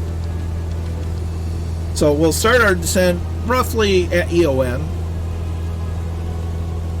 which is in about 12 nautical miles in itself, which makes it 700. That makes it about 7 minutes from EON to Kankakee. We have 3,000 feet to lose. So if we go at 500 foot a minute, we should get to pattern altitude right on schedule. My map shows an airfield called Cornfield. That's probably what it is. Yeah, you're not wrong. In Indiana and Illinois, at least this part, there's a lot of corn. Corn everywhere as far as the eye can see, basically. The corn is high as the elephant's eye. So I go over to Sim Toolkit Pro, check out their the airport information. Their elevation is 630 feet above sea level. So I'll want to adjust the autopilot to go to descend to an altitude of 1,600 feet or so. I'll probably use 1,700 feet just to be safe, which means we have to drop about 3,000 feet. If we descend at 5,000 or 500 feet a minute, that's roughly 6 minutes. So that should be more than enough time. That icing hit differently though. Yeah, you know. So we got the weather out there. The weather has definitely cleared up. There's a 182. Still got the chopper with us. There's that X-Cub. There's another 172. There's an SR-22. So we've got lots of Fireflies still with us today.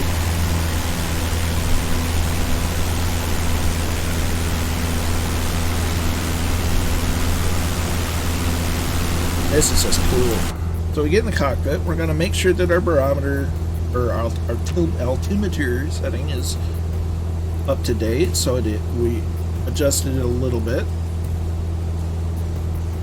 Temperatures, yeah, 4,500. Still pretty cold. It's 10 degrees below freezing Fahrenheit. Local time still just about 10 after 8 in the morning. Kozaki Flyer says my dad's hometown used to be in the little corn, used to be the corn canning capital of the world. Say that 3 times. In Milford, Illinois. Nice. Kankakee, Illinois is named after the Miami, Illinois tribe word for Tiahiki, meaning open country, exposed land, land in open, land exposed to view. That's very appropriate. We've got about 7 miles to EON, about 4 minutes. Very nice, Kinsman.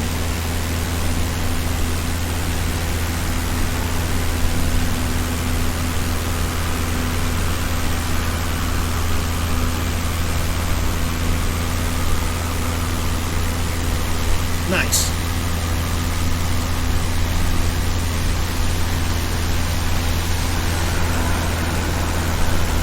Thunderflies are go.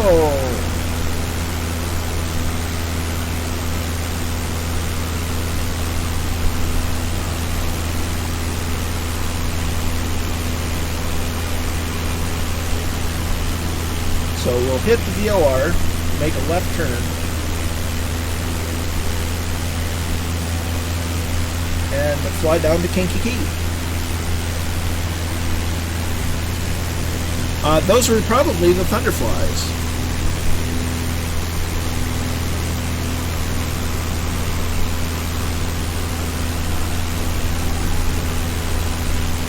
You can see the Thunderflies off in the distance. Got a Bonanza, SR-22. There's an X-Cub. I've seen a 182. There's the MB339. I wish this were gone. It shouldn't be there. It wasn't there on the real plane.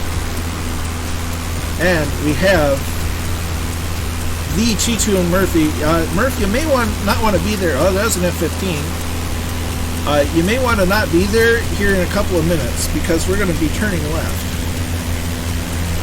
There's a Spitfire.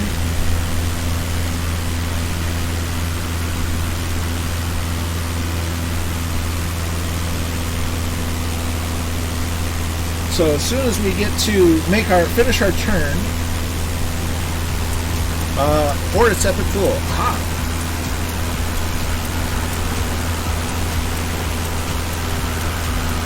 Murph, did you find some logs en route?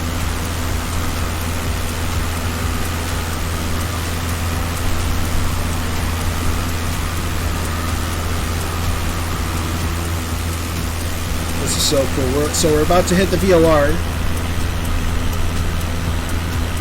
which chances are the VOR is probably in this field somewhere. Because why not? Middle of a VOR in the middle of a cornfield. There's little airstrips littered all over the shop here. There's the Thunderflies. We're wondering what runway are we going for? That is an excellent question. We're going to retune into...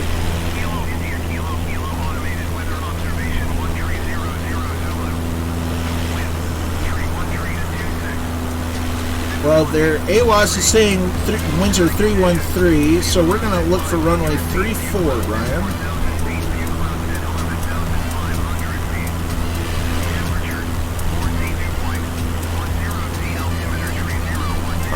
It is me if we crash. It's yeah,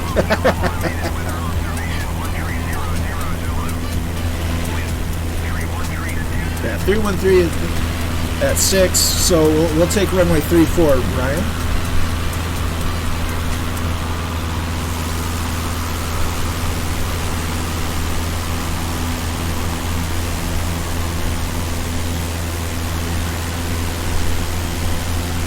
So here's the VOR. We'll see if we can get a look at it on the ground.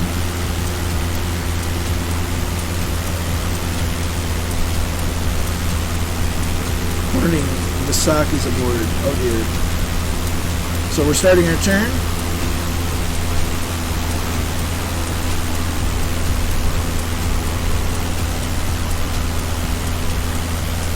Yeah, so the VOR, there's the VOR right there. So we can see it, visually see it. That's awesome. So it's just located in a field, middle of nowhere.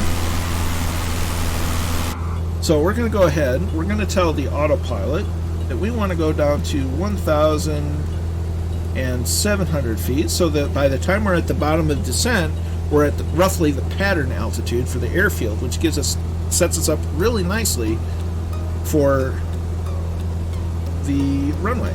So we're going to vertical speed, we want to descend at 500 feet a minute. There, and we're going to reduce power so that we don't overspeed the aircraft. So we'll go down to 2,300 RPM for the descent. And now we're going to get a bit of a tailwind, and that's going to help us go even quicker. So we should be set up very nicely to get into the pattern, because Kankakee is right here, and we're going for runway 34.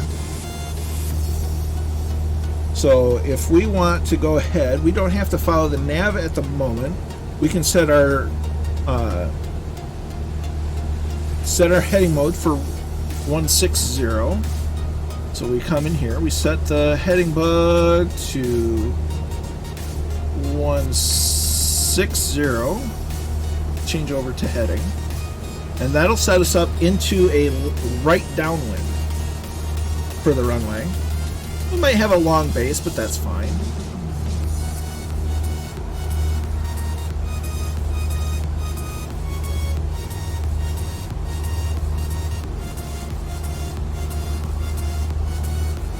We might not do 1.6 just yet, so we'll set it for 180, or 190 rather,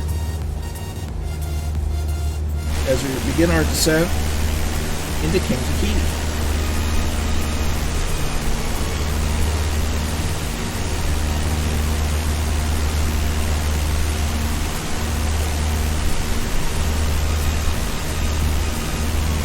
Now when we get down, we'll watch the landings. I'll take a drink of water. We'll watch the landings. I'll probably reload just for the sake. It seems like weather may be missing. That may be the flight sim bug.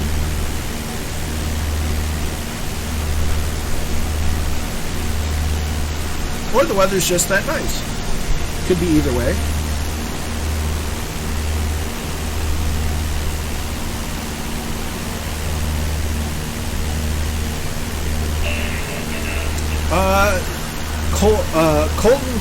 Coltonish is now following on Twitch. Many thanks, dude. Hope you enjoy the flight. We're just coming into Kankakee, Illinois on our epic U.S. cross country. We are here with the Fireflies descending And there's Kankakee, Illinois right there. So if we were landing on did I say 3-4? Should have been 3-4. I think it was 3-4. Yeah, so we're landing on 3-4. 3-4 minus 9, that put it at 250. So we'll just stay in here. Stay in here. Viper Strike is down. Nice. So we can already see the airport in there. We're going to land on this runway over here, as the Thunderflies do their Thunderfly things. Coltnish, I'm in that X Cub behind you. Also, I have the touch set. Nice.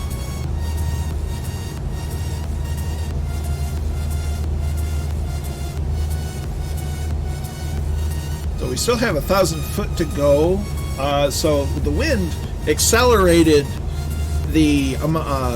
reduced the amount of time between the VOR and the airport. So that crunched our descent rate wasn't sufficient enough. It is what it is. I can extend on the downwind or extend the base or whatnot to compensate for that, because we're still descending at a fairly decent rate. Oh, that's a bump. We want to make sure that our altimeter is still at the right setting.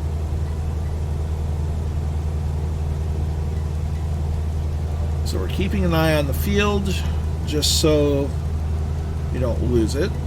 Our OAT is up to above freezing, so 33 degrees. So our icing should be going away here shortly. We're about to the point where we're at a beam at the end of the runway. So if we adjust our view just a little bit, there's the end of the runway, dead ahead.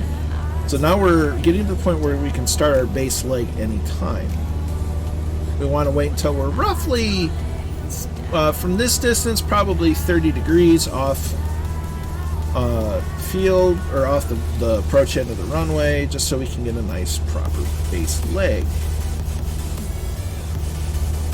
So we're going to reduce power even more. We're going to disable autopilot. And we're going to trim up. And we're going to start on our base leg for runway 34.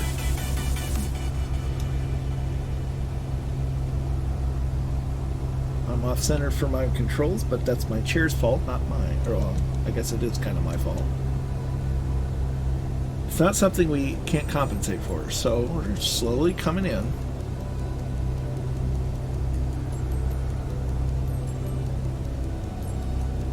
Okay, there's the airfield. We got the runway in sight. So we're going to reduce to about 1,600 RPM.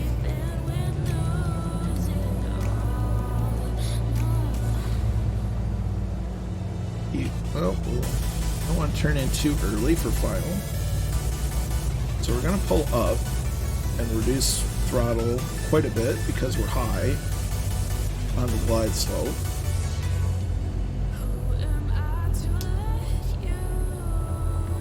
Okay, white art, when notch flaps coming in, we're going to start turning on final.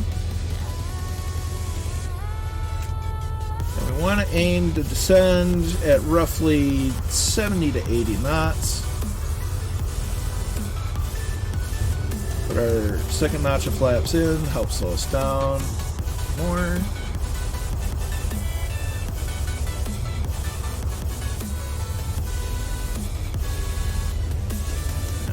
Drifted with the wind, so because we still have a bit of a crosswind, so it's coming from the left.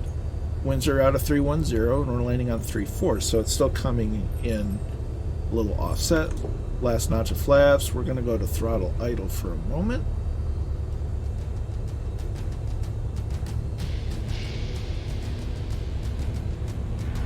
Add a little bit of throttle in, not much.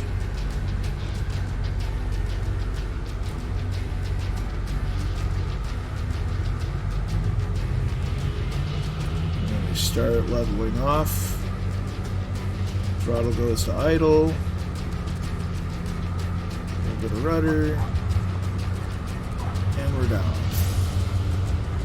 Whoa, Nelly.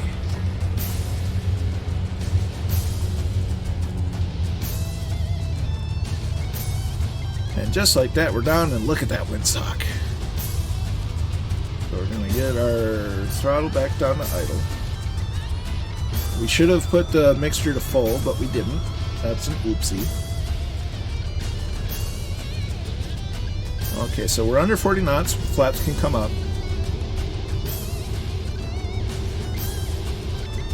And we're going to find our taxiway. One thing about this series is I will try to be a little bit more by the book-ish without being, you know, super by the book. Many thanks, Kingsman. So we'll turn off our taxiway here. A little bit of differential braking. There's a T-45. Very nice. This airport seems to have a very well manicured lawn. So now we'll get off to the side here. Set our parking brake. Hit that. Hit that. Hit this. Do that. Traffic. Apply and save. Go back. Resume. So alley's down. There's Papa Joe B. There's Viper Strike and a DA-40. You need to up the speed of that. Thank you. There's Splasher 6. Good to see you, my friend. Hope you're well. Druid's in.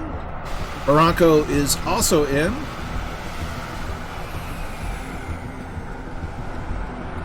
So runway 34 clear to land. Not sure why. You have a good night, Shuffle Shoes. Glad you could make it for a little bit. Happy to have you along.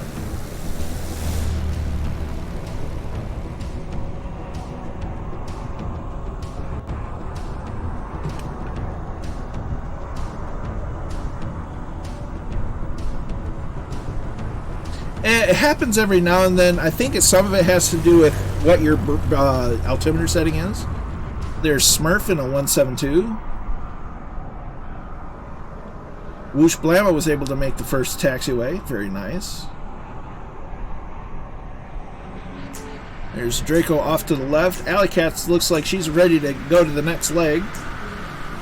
From a viewer's point of view and for entertainment value, I think flying by the book is awesome. Never hurts to practice early. Yes. And I like having fun, so following the book loosely on a normal flight, but for this flight I want to be a little closer to the book as much as possible, because this is a great opportunity for me to be able to share this stuff with you guys, especially for those looking into aviation for real and those that want to, you know, kind of knock some rust off.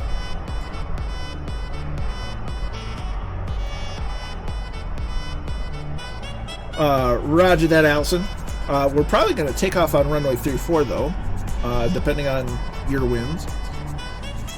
So Brian's in, Smurf's in, Whoosh Blammo's in, D Money is in, Skydive Man, Tycoon, the Thunderflies are all hanging around. There's USA PR1 in the Bonanza.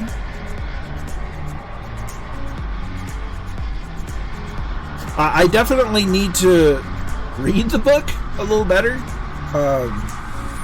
I'm able to make myself sound smart, but there's still a lot that I'm very rusty on.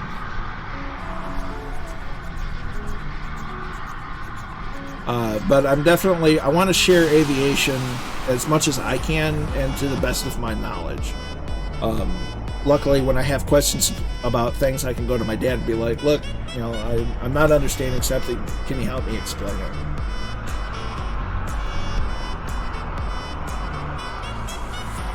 So, alright. That everybody already? We got, yeah, those are all Thunderflies. Got Bad Dog Muncher inbound. This airport has a crop circle.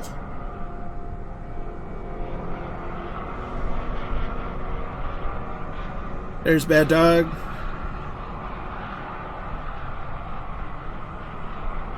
So just as a reminder, I will be reloading for the sake of the flight plan and just to kind of avoid any kind of, sim issues like we had at the last field. Oh, Dangerous Brian is checking out the circle. We will probably be taking off on runway 34. Just as a heads up. So, see if the Thunderflies are coming in. There's Skydive Man in. Nicely done. Roger that, Kingsman. Here comes Warhamster, followed closely by Frozen.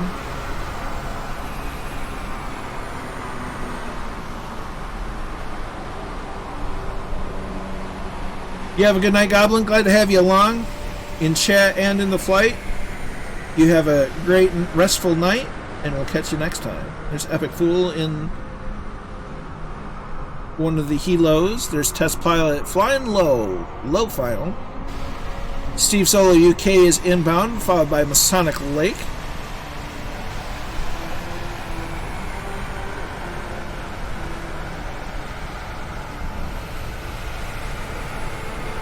There's Test Pilot and Masonic Lake. Very nice by everyone.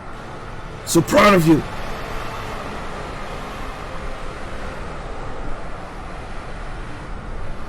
It's a nice little airport. And not too big. Little nice regional kind of dealy bob. Alright, so we're gonna do this, do that, and we're gonna start reloading this. Well, we're not gonna do a complete reload of the sim, but we just want to be able to refresh the flight plan and the weather.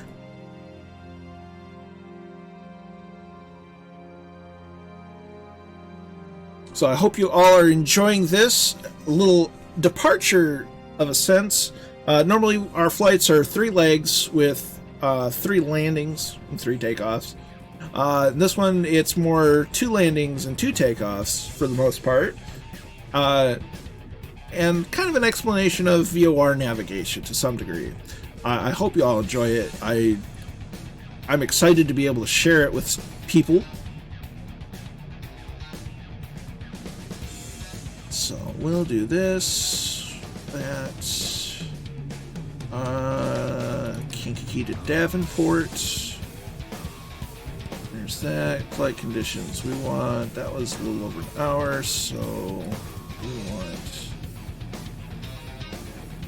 Oh, we started. We'll say 7:30. A little over an hour. We'll put it about 9 o'clock. Even a little bit delay.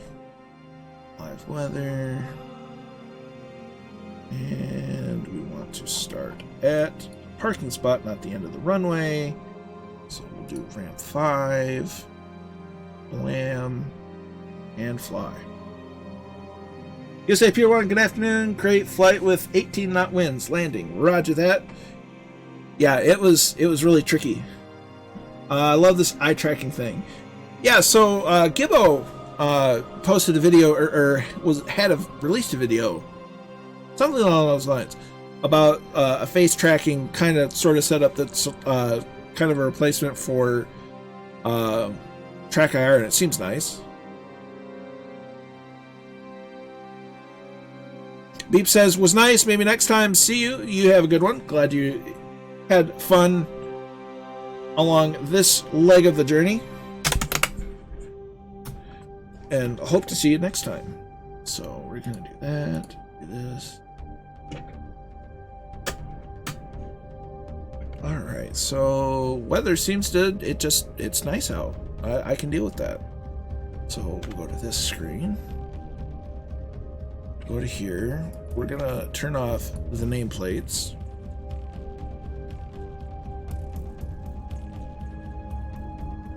Why back? I think I unmuted this, but just in case.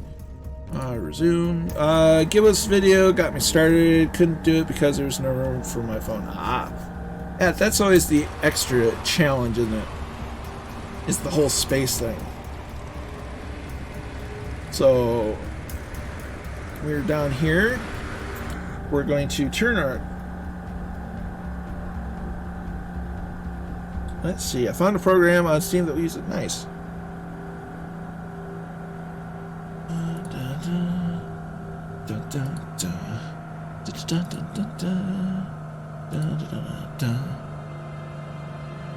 So...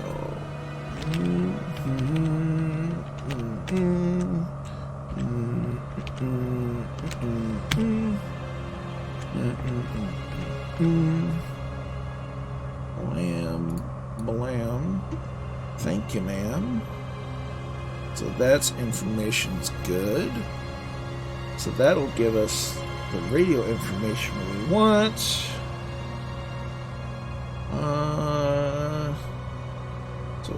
Well, actually, I wanted that. Dadgummit. Let's open that back up.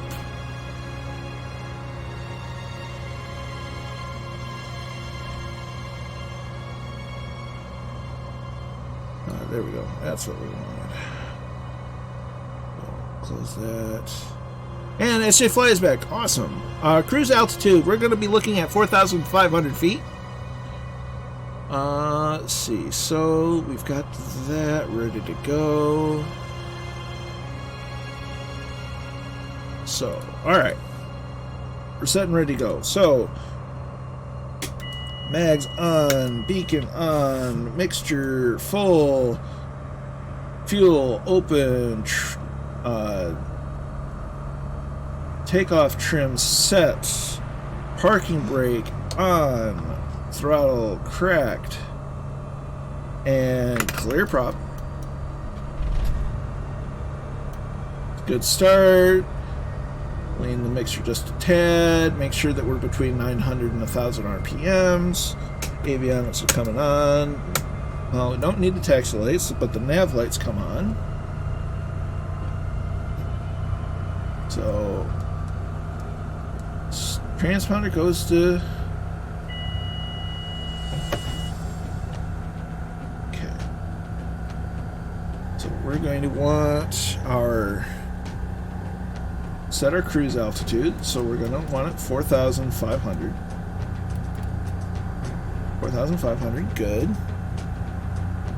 Radio weather is 128.47, so 128.47.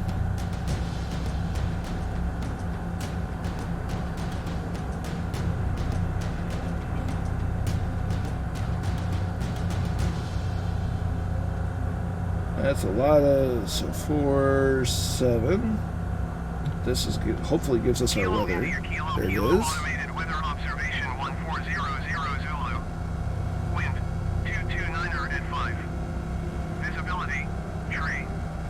Sky condition few clouds at 1,100 feet. Few clouds at 4,000 feet. Few clouds at 11,800 feet. Temperature 20 C dew point. 10 C altimeter 299er2. Altimeter is 299er2. Kilo India Kilo automated weather observation 1400 Zulu. Wind 229er at 5. 229er at Visibility 5. tree. Sky condition few clouds at 1,100 feet. Few clouds at 4,000 So feet. we will want runway 22 for departure. Temperature Okay, so we'll switch over to there. Now our first VOR we want is going to be PNT, so we'll tune our nav radio, nav 2. We're going to turn that to GPS for nav 1. And we want to tune in 109.6 for nav 2. We're squawking 1200 for VFR. And we want to put this as close to a radial of 254 as we can. So, right there. Going to have to be it. Alright. So, that being said, we're going to set this to temperature. Now it's saying it's 65. That must be nice. Local time is 9:08. And we're going to go ahead and get rolling. So we're going to want to take a left turn from where we're at. Make sure that our parking brake is off. Increase throttle a little bit.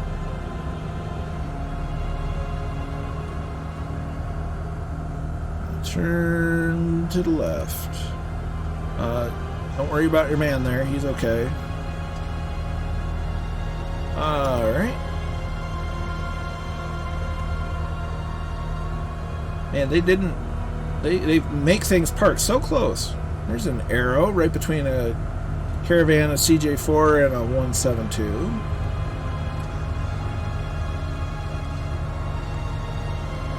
So we're going to make our way to the runway. We're going to take off at runway 22, where Allie was, because Allie's smart.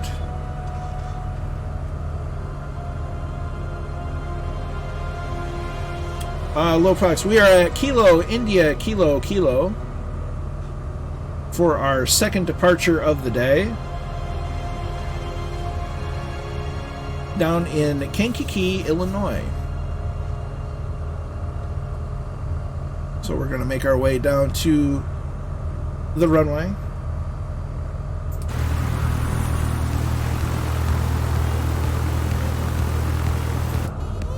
We're doing a bit of a fast taxi, but that's okay. Ooh, some nice afternoon, evening saxophone.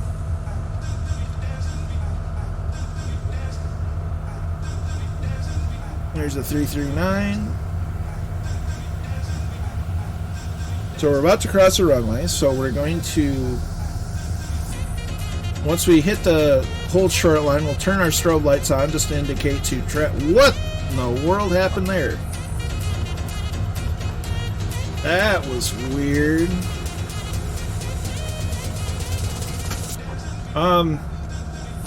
That was a thing. So as we're crossing the an active runway, we turn the strobe lights on, we cross, and we turn them off once we're on the other side. Ooh, that was weird. This is some. I think there may be some slight geometry issues with the terrain mesh. So it looks like Allie's off, ready to go.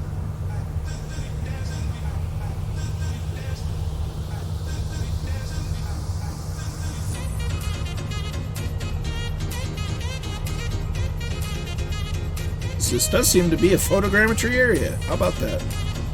Alright, so we're going to slow down for the turn. So we're going to turn the landing light on for the sake of visibility, as we've got someone coming in on final. Nicely done. Strobe lights coming on. We're going to stop. We're going to check for traffic, because this is an uncontrolled field. Allie is circling the field, gotcha. So we seem clear, so we'll resume taxi and get ready for departure. Increase the throttle a bit. Allison's playing with the Coronado arrow. Nice. So we'll taxi into position. Our strobe lights are on. Our landing light is on. Nav lights are on. Beacon light is on. Everything, T's and P's are in the green. So we're going to line up. Mixture goes to rich. Slowly introduce throttle.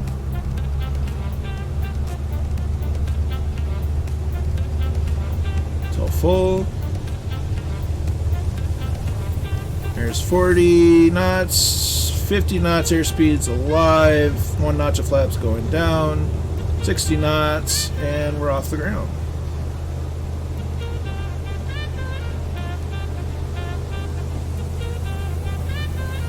Wait until we get to 300 feet above the ground to put the flaps up. We're going to maintain runway heading.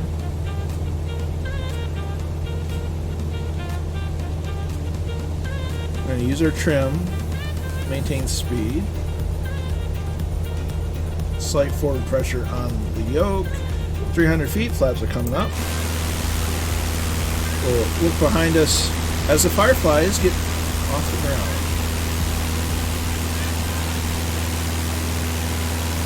Very nicely manicured area.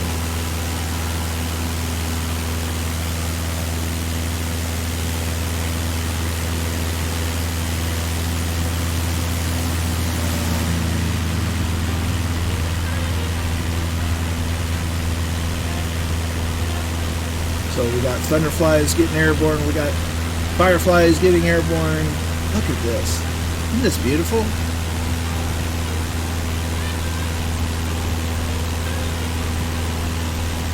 Look at that river. You can fly a helicopter down that river below the tree line. It'd be epic.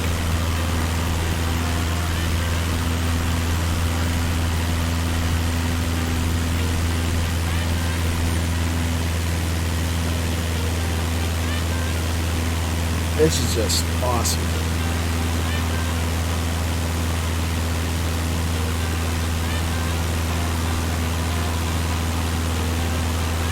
And it's just some little airport tucked into this little city in Illinois.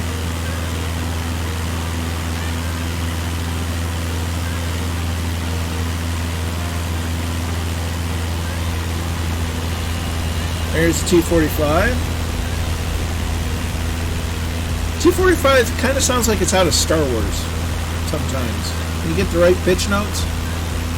And once you get in the cockpit and you have the alarms going off, it definitely sounds like Star Wars. Kozaki says the MiG's fun. Nice.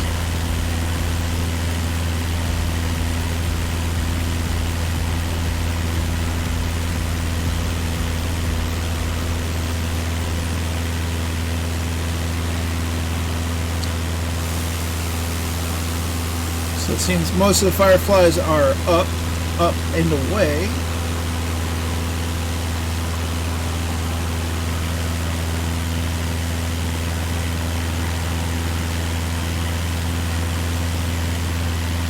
I'm going to guess that was a MiG. I don't see anybody else. Oh, there's another departure.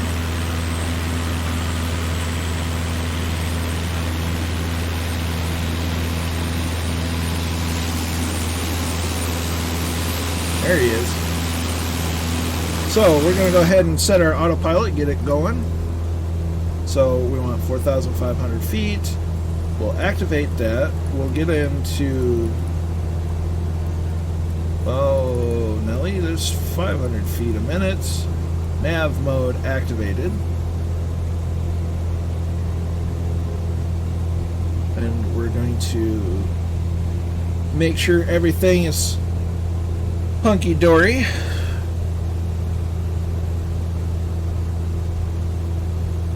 So temperatures definitely increased. It's now 57 degrees at 2,000 feet, so the temperature's a lot nicer. We should be fine as far as icing goes.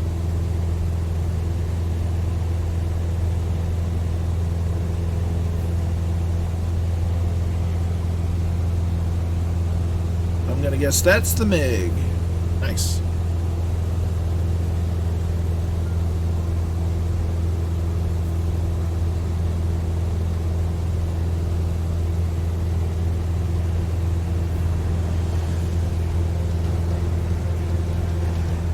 We're just making sure that everything stays good during the climb. Our engine speed's doing fine.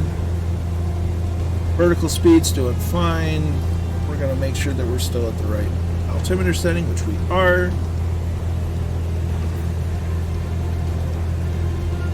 We're climbing at about 100 knots indicated. Ground speed's about the same. Got 1,000 feet more to go. So far everything is looking stable.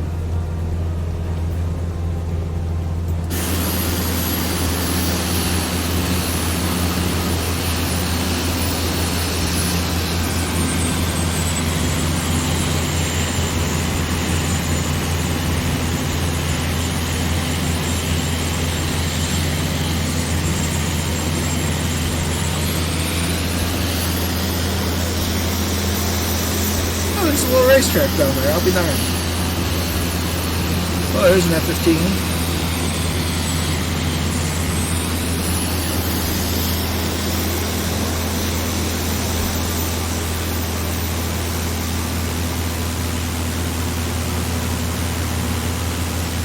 There's an SR-22. There's an X-Gov. Got fireflies off in the distance here and there. Interstate highway coming up through there.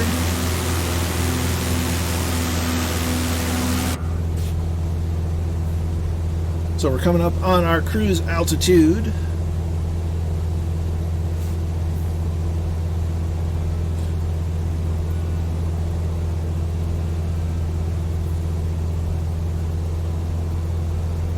And from there, we're going to make sure that this is going to be tuned right, because that's tuned by using this radio jobby.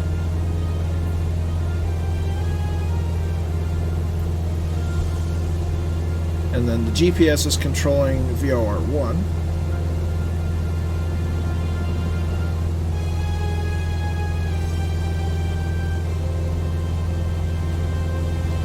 Start adjusting our mixture.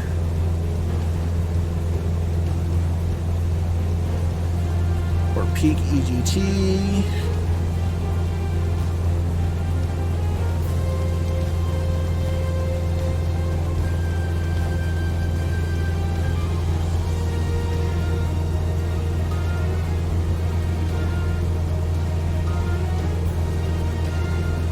Peak there, so we'll reset our little gauge jobby.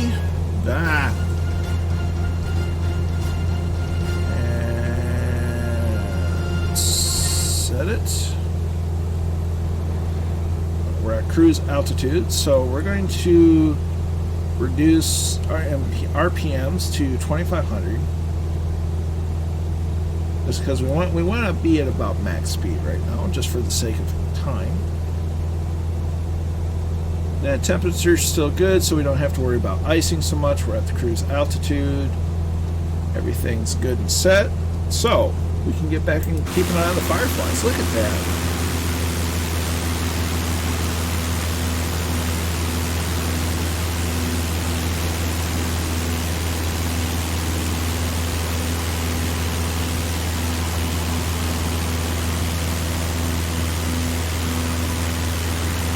Oh, don't tell me you got a thing, Brian.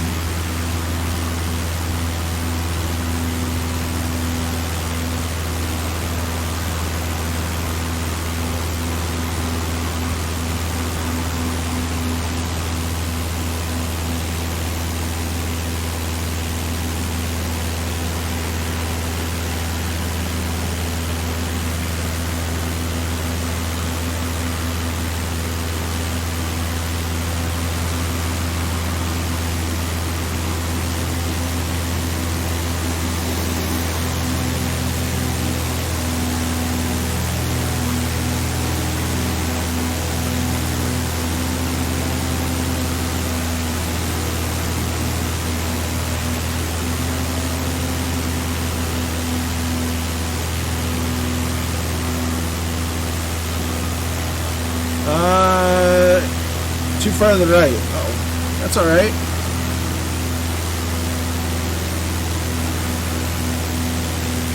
You're probably following just the direct line, and I'm going VOR to VOR, which is why there's a little discrepancy there, probably.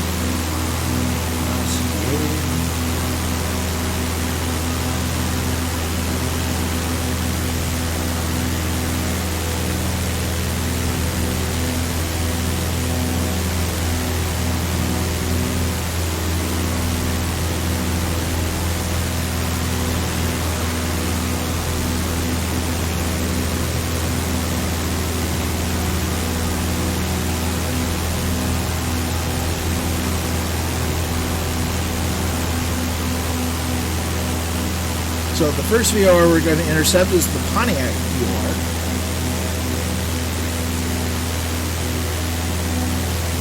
The Pontiac VOR is 109.6.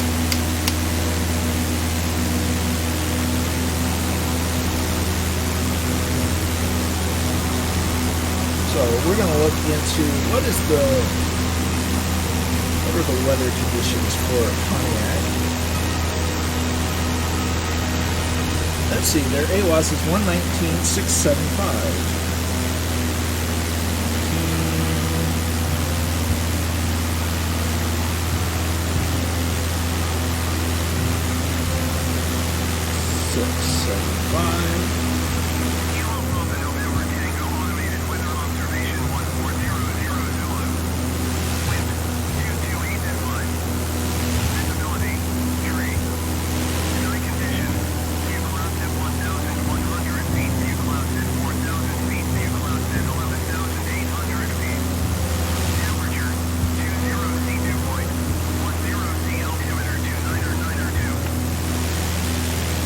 Well, it's definitely not generating that weather.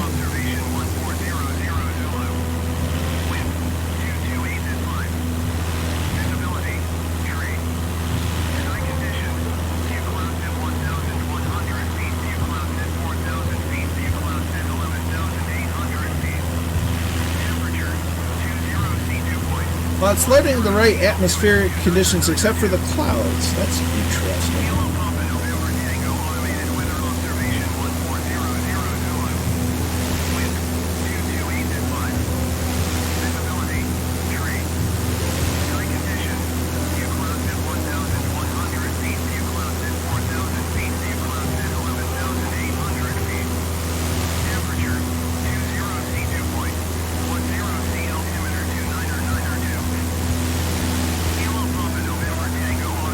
So, give me one moment. I have to take care of something.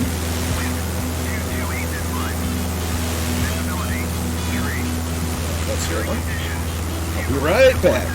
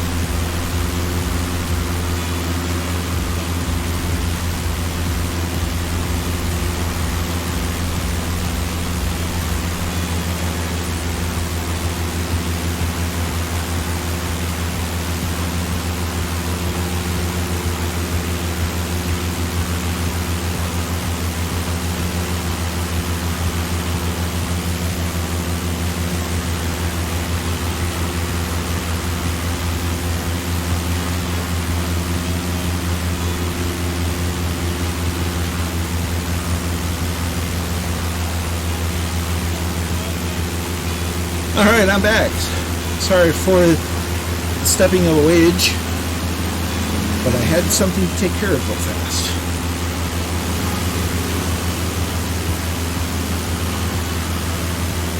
Let's see.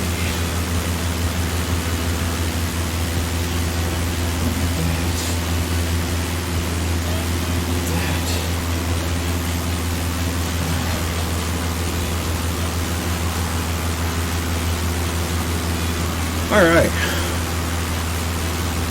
I think it's a MiG-15. There's a freeware one and a payware one. Go with the freeware one.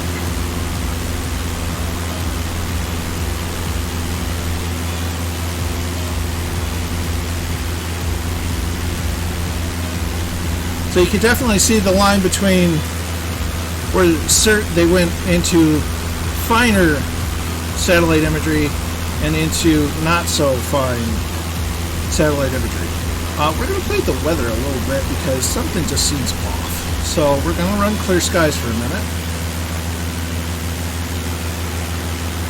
Kind of let it clear itself out.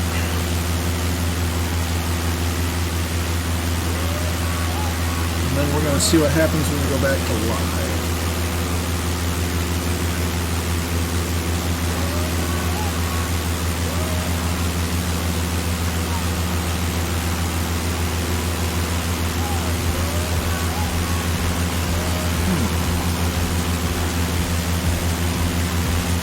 Because even the InSim ATIS is saying that the weather is this, and it's showing something a little different.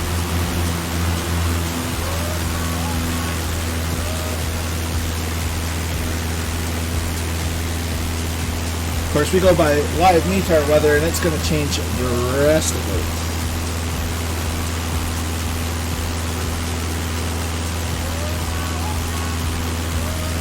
So we're going to check our phone. We're going to check Meteo Blue, which I believe is the weather service provider for Microsoft Flight Sim.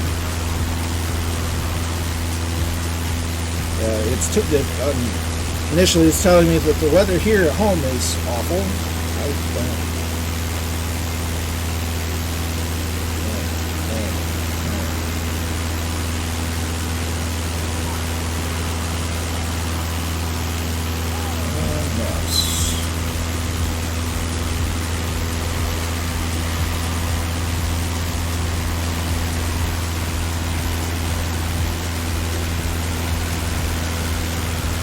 Even Meteo Blue is saying that it should be somewhat cloudy. So that's interesting.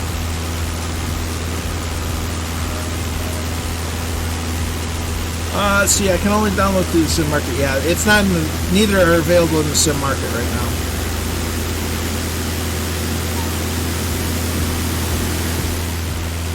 Look at all those windmills.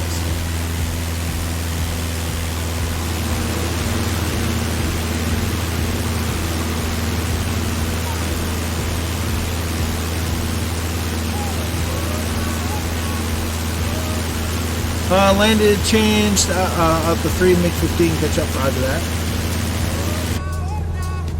So we're about 8 minutes from Pontiac VOR from Kankakee. Everything's in the green. So we're gonna double check the Pontiac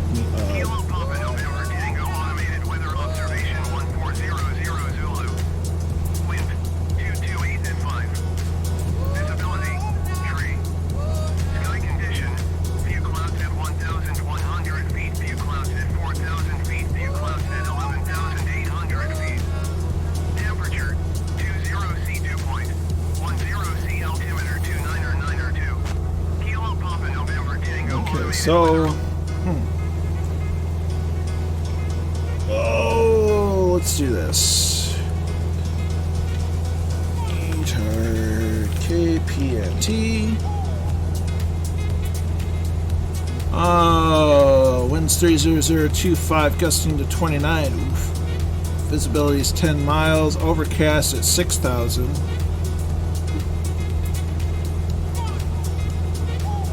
That's where we're at now.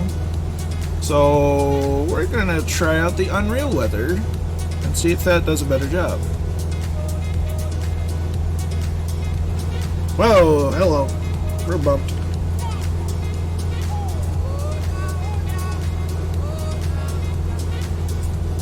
That seems a bit more realistic.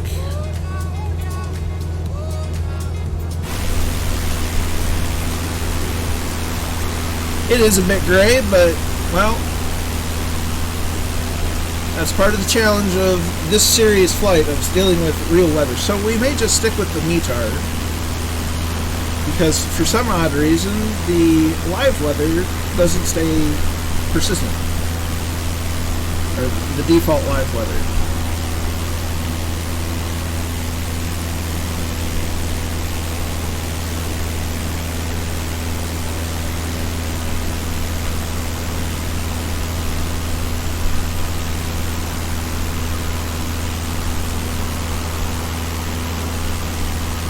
So whether you're using Rex or Unreal Weather Live METAR Weather,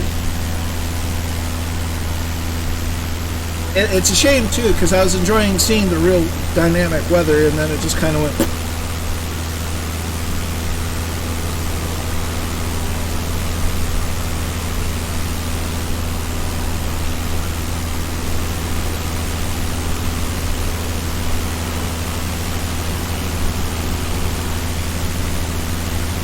So we're coming up close on the Pontiac VOR. After the Pontiac VOR, we're going to be heading up to the Bradford VOR.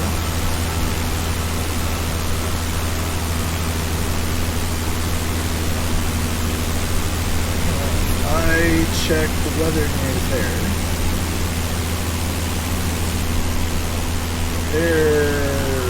AWAS.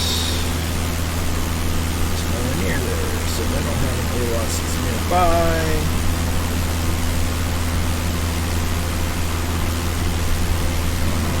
Weather station, KC-75.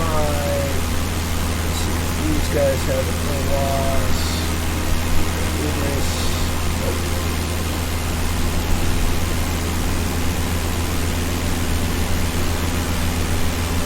Well, we'll check Quad City.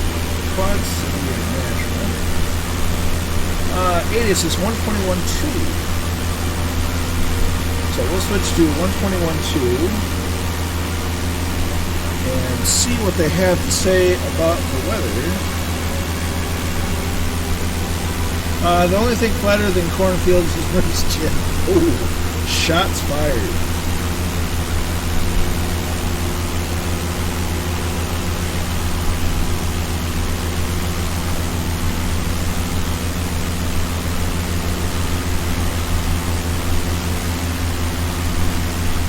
So we can't pick up on it just yet. The 8 is for Quad City International, but that's fine.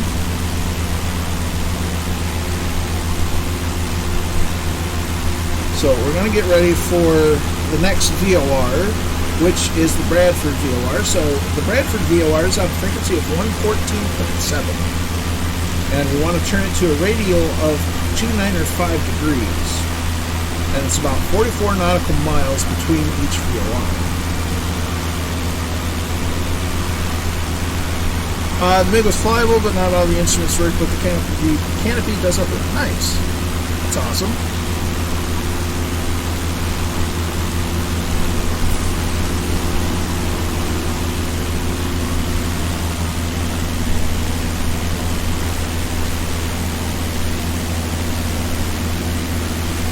I wonder what this is supposed to be.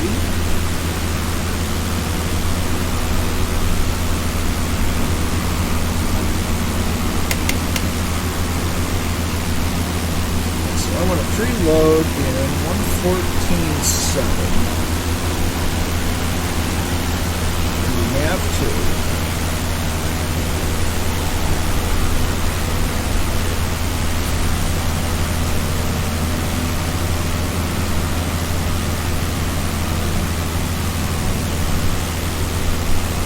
Atomic Sugar is in. Good to see you. Hope you're well. Welcome to the flight. We originally took off from Kalamazoo, Michigan, flew down to Kankakee, Illinois, and we're going from Kankakee, Illinois, up to Davenport, Iowa, as Atomic Sugar drop in the call. Many thanks, my dude. Hope you're well. I do hope you enjoy the flight.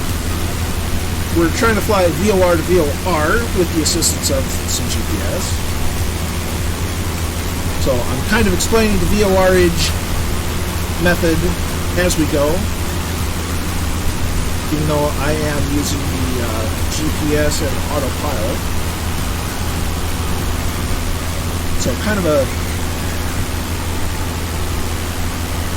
I don't know, is it a dual lesson or is this kind of dual navigation?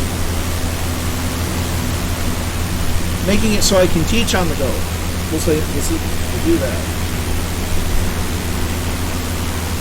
We are open to group flights if you want to fly along. We're running Unreal METAR weather data.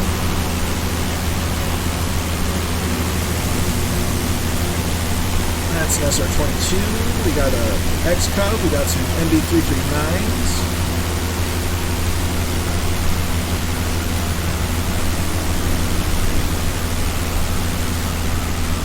Meow. I wonder what that was. It's supposed to be. He's just showing up generic.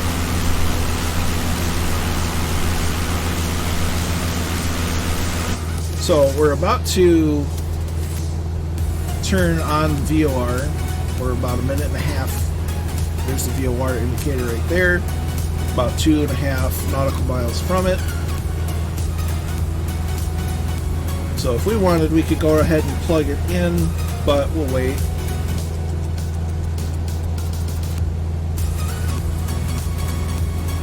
We will, however, do this. So we'll set it to 290 since we can't get it to 295.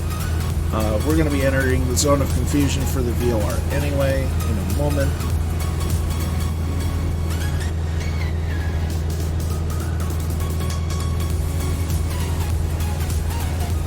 So we're looking down. Once we start turning, we'll adjust we'll switch the nav frequencies on nav 2. So on the Garmin 430, and you'll see it adjust. So as we fly over the VOR,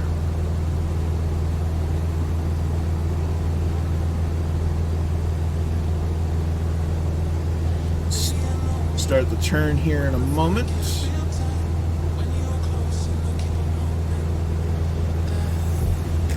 Ooh, there's some lights behind me. There's the VOR. You can see the instruments adjust. You see nav 1 adjust to the GPS automatically. So we'll switch the nav frequencies.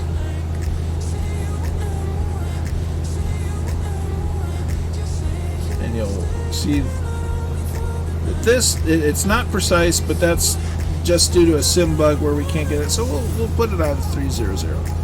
That gets it as close as we can, given the limitations that we have. So all our temperatures are good. We want to double check our altimeter setting. No change, or no appreciable change. Everything is looking awesome. Everything is awesome. Ooh, we got a Baron with us. That's nice.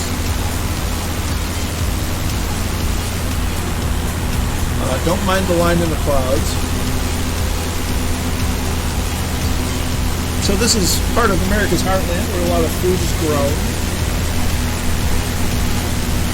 A lot of farmland.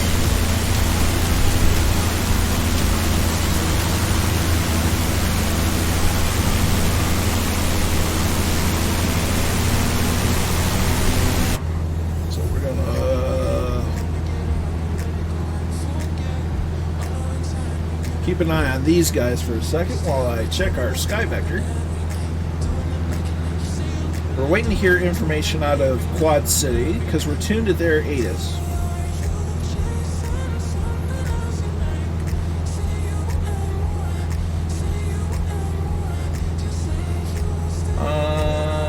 Actually, we got quite a while until we get there, so we could listen to C75. I think I've checked them. Marshall County. Oh. So, open to the public, AWAS 119.425. 119... Whoops.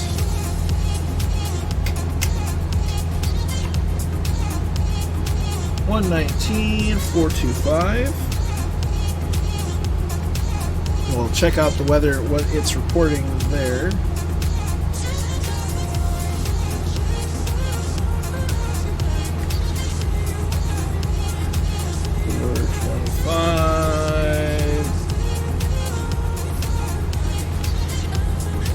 You'll be getting very close to my home base in central Iowa. Nice.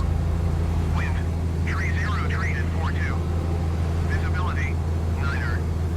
Sky condition, ceiling 1,900 feet overcast. Temperature, 7 C dew point. 1 tree C altimeter 3010. Well, I think once we head next week, so next Sunday, we'll be leaving Davenport. I think we're going to be making our way towards Nebraska. So we'll be flying over the width of Iowa. Sky condition, ceiling 1,900 feet overcast. Temperature, 7 C dew point. 1 tree C altimeter, tree 010. Charlie 75 automated weather observation 1400 Zulu. Wind, tree 0 tree at 42. Visibility, 9er. Sky condition, ceiling 1,900 feet overcast. 1,900 overcast. That's rough. That's going to be rough. Oh, weather might get kind of crummy here soon. Let's see. ETAR C75. No METAR available. Well, awesome. What about Peoria? K. Alright, enough of that. I can't trust it anymore. So, KPIA, let's see. METAR, KPIA. Oh, let's see. Woo! Broken at 5,500, that's good. Temperature 8. Winds are 300, 13 gusting to 27. That's sporty.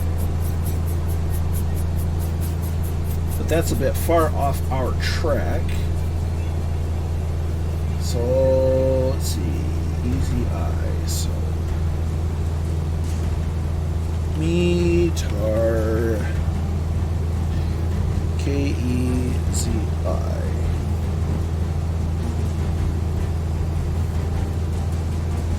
Nope.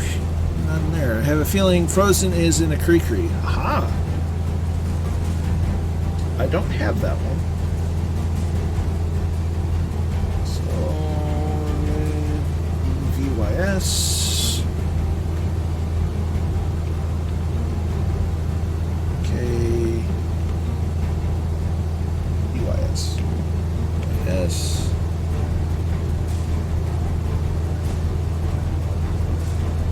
See if anything comes up for that. Ha! So winds 280 at 17, gusting in 26. Nothing on clouds. Ah, Frozen is indeed in the creature. So weather may get sporty when we get closer to Bradford, which is in about a little over 20 minutes. Let's see. So we want METAR for METAR KDVN. Let's see. 31022. Ooh, wind's picking up. Gusting to 28. Broken at 4,800. On the upside, some of these METARs are promising in the fact that we should be able to keep this cruise altitude.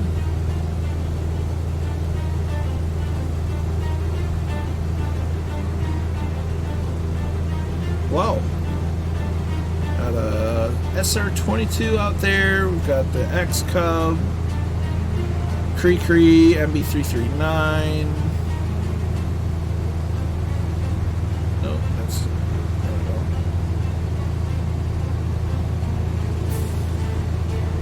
That's a lot of green. Yeah. I'm telling you. This is where a lot of food for America comes from, is this general area. We're starting to get into the Great Plains where the winds are high, but there's a lot of farming. Ooh, there's a spit. Nice. Here's a Baron. Looks like another Baron or a Seminole.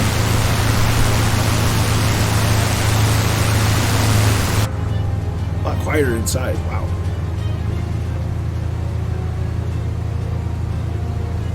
Halfway point, absolutely. Just about. Yep, because that's 44. We are 31. Oh, we're halfway as far as... No, not quite halfway in the overall. Getting close, though.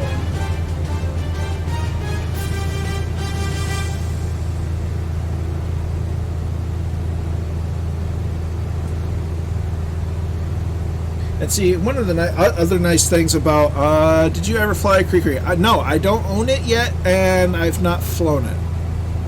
Kind of hard to fly it when I don't own it. But that's irrelevant. So no, it looks like a bundle of fun. Just kind of a bit of a giggle of a plane between the jet version and the prop version.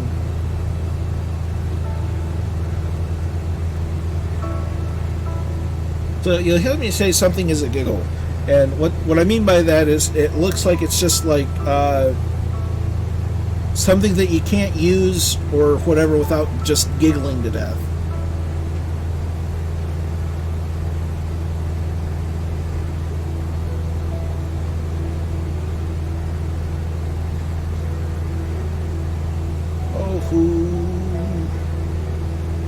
Yahoo! And that takes it back.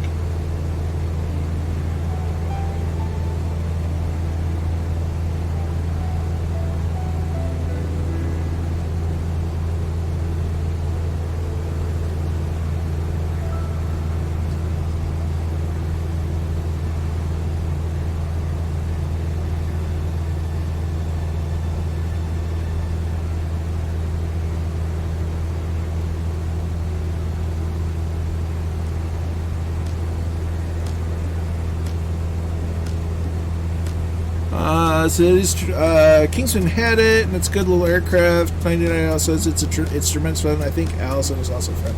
It, like I said, it looks like an absolute giggle, which is just, you know, it's nice to have those fun little aircraft. Well, something just flew over my head. That's a Spitfire. I'll buy the farm now.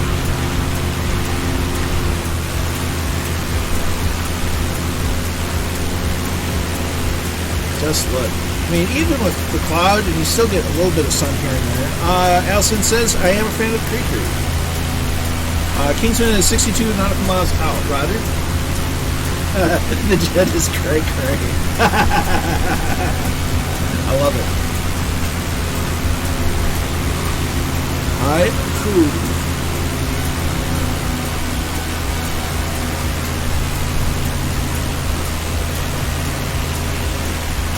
So, Allison, how's the Coronado Aero treating you? Hall Rock, good to see it. Can you join? Absolutely. We're on the East USA server. Please note, airliners, keep it to GA.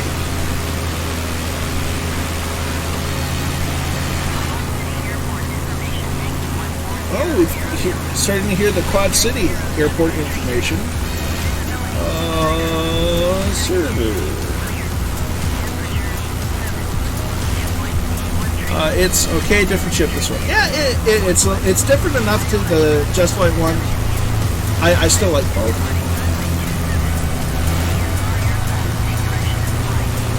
Closest airport would be Lima 98.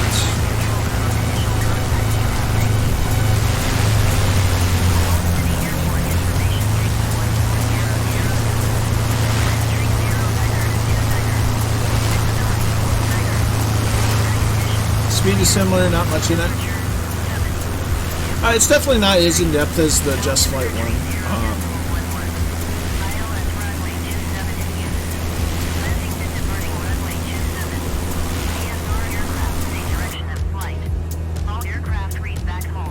Roger that, Hall Rock.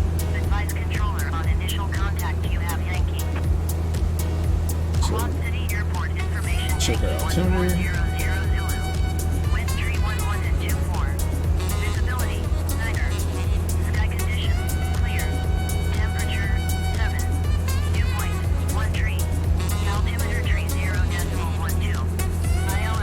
So we're going to expect runway 33 for landing in Davenport.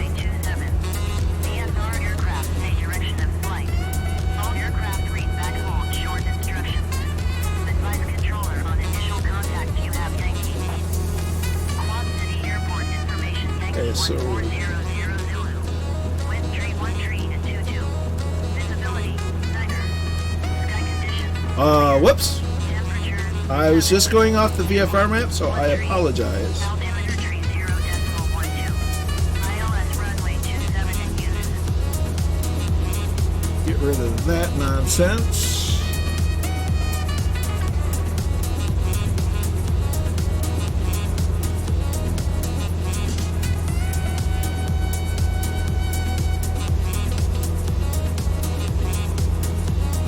Let's see. So Davenport KDVN's ASOS is 120.17, so we'll put that in as a backup. They've got an approach. They got Unicom is 123 even. Kilo Delta Victor November automated weather observation 1400 Zulu. Wind 13 at 22. Visibility niner. Sky condition clear. Temperature 7C dew point. 13C altimeter 3012. Kilo Delta Victor November automated weather observation 1400 Zulu. Wind 13 at 22. Visibility niner. Sky That's condition not right. clear. Temperature That doesn't match the METAR at all. Let's see. Carolina needs more welly to get more moving on the ground. Very true. So more realistic than the Just Flight? Absolutely. That one moves way too... Yeah. No, it's just like you breathe on the Just Flight arrow and it taxis. It's ready to go. Carolina one, you need to give it some oomph. But it's a heavy little airplane. It is Alan Walker. Some good copyright-free music.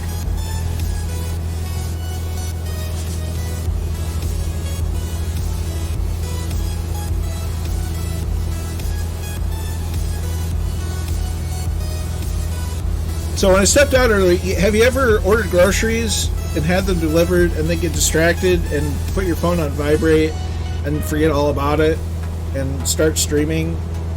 And then they try to text you and say, hey, the store's out of this. Is this okay? And then you, since your phone's on vibrate and you completely forgot about it, you don't answer. So yeah, no, that happened to me today. So noticed that, oh, I have a text message. Oh, it says that my groceries are waiting for me outside. Oh, whoops. Keaton, I bet you're still tired. Yeah, that was a long flight. He knew about face masks. Smurfy, are you flying real time? Not live time. We started off early in the morning. So in sim time, it's just about 10 o'clock in the morning.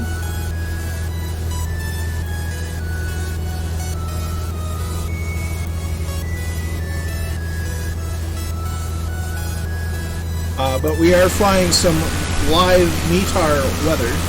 Look at that formation.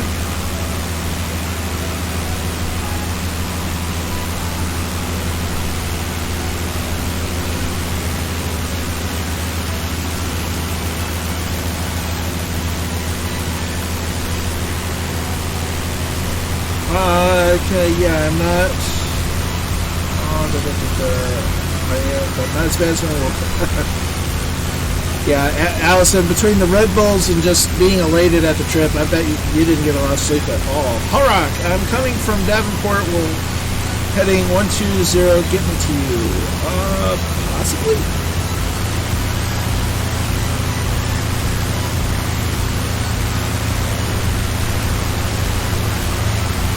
Should do. 120 should get you there. So we're just flying past, or coming up on C-75, which means we're really close to Bradford, UR.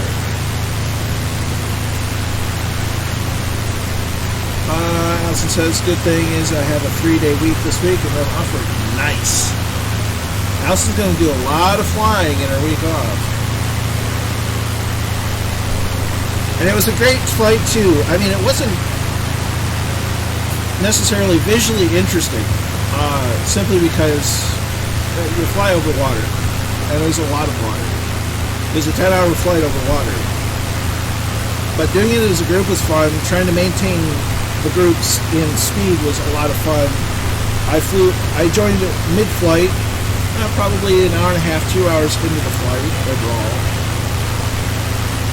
Made it to about less than a mile on final, and then the sim said, "Aha! Had enough." It's a bank holiday. That makes sense.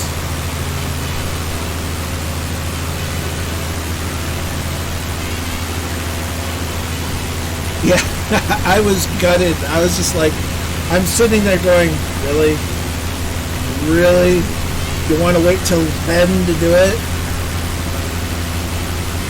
Is this the last flight, or will there be another? We're on the last leg of the evening. That's a G91.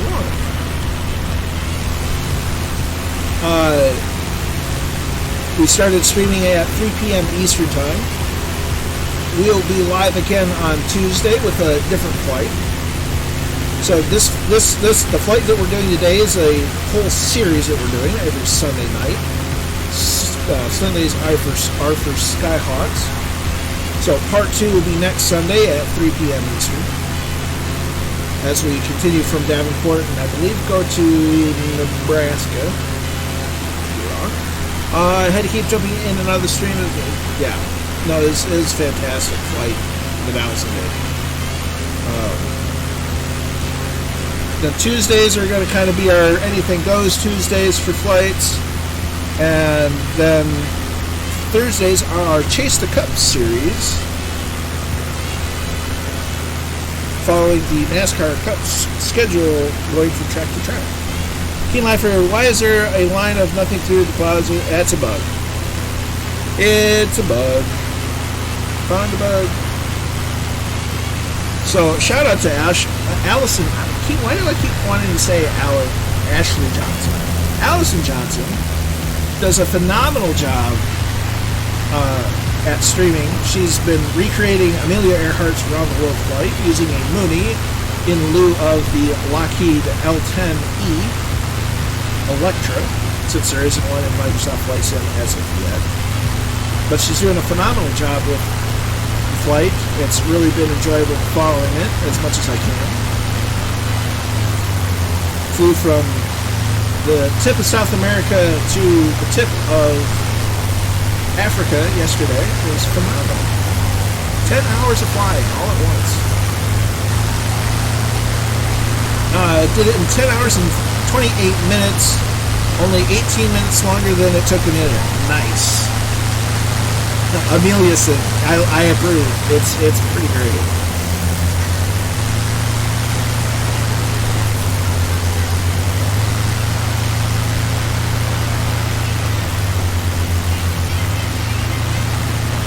Excuse me, pardon me. But it's just, Allison's been doing a phenomenal job with the flights. You know, it's great to see her getting the success that she deserves doing and recognizing pioneering women of aviation and sharing it with the rest of us. It's been fantastic.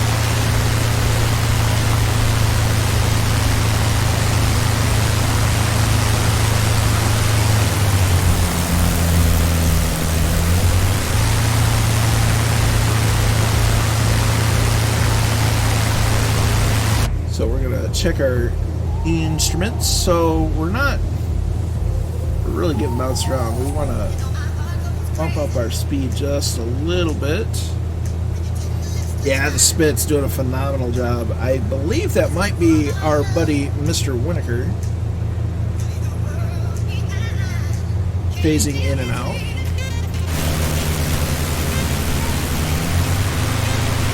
In the Clipwing Spit. Smurfy, she's flying the Coronado M20R Ovation from Coronado, learning words. It has similar performance characteristics, just has to tweak the fuel, which is fine. but she has a special livery painted by Gibbo Ireland of the Two-Tone Murphy community, of which I'm a very strong part of.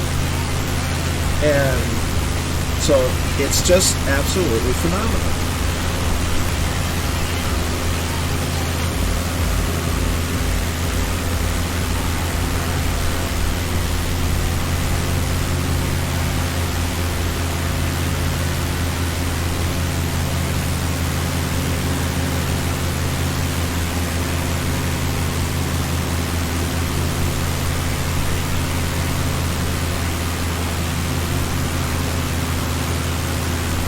So, heard new news about the Milviz Corsair. It seems that they're projecting Thursday for release, with, I would assume, a release in the Microsoft store shortly thereafter. There have been several preview videos popping up on the YouTube over the weekend. KAZO says, Alison, my dad has just said, well done for your flight. Nice. That's awesome.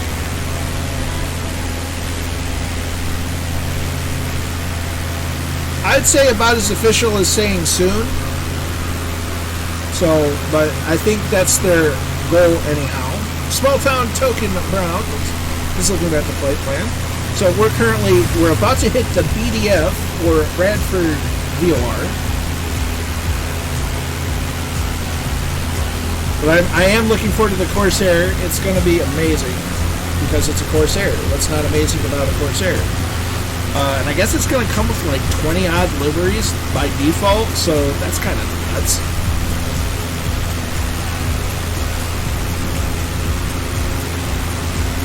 I think they're going to have some French, some New Zealand, and others. The Corsair does look good.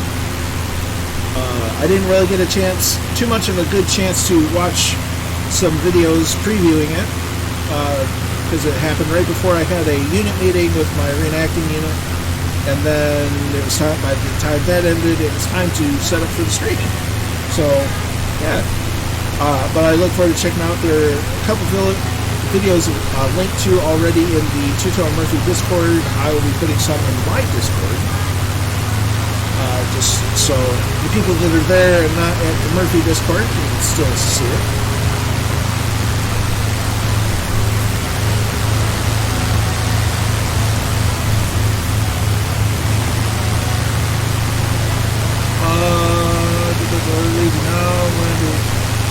Well, glad to have you along, 90 Night Owl. Glad you came along. Sorry to see you go, but it's that late, and that's fine. You take care, and you have a wonderful evening, and a happy Sunday, and we shall see you next time.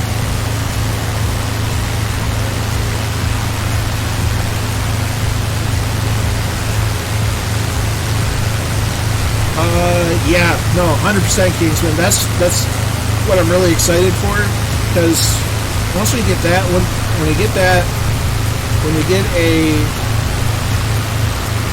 couple more warbirds, then we can start planning our next trip through the Mach Loop.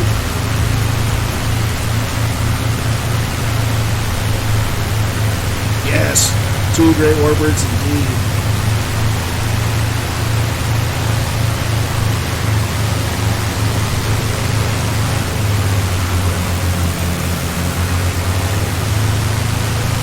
I'm thoroughly looking forward to the release of the Corsair. I know Airplane Heaven has at least 2 more Spitfires coming out, plus a Mustang. Hull Rock is northeast of KPIA. So, Sky Electron.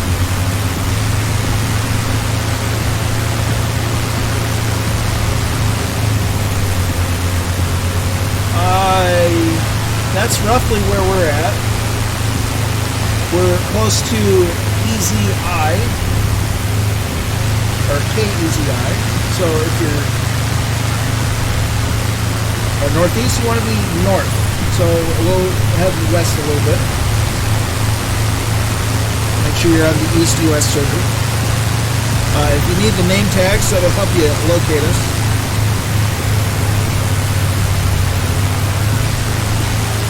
We're just past the river, and we're heading in a westerly direction.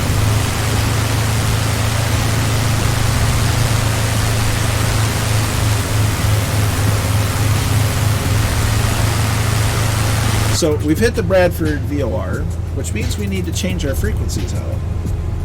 So we need to tune nav2 to a frequency of 113.8.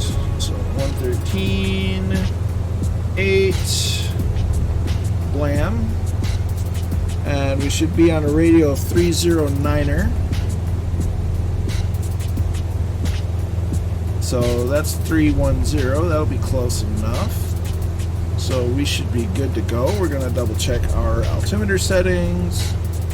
Let's see. We want to see Easy Eye. We want to see if they have an AWAS, see what it's doing.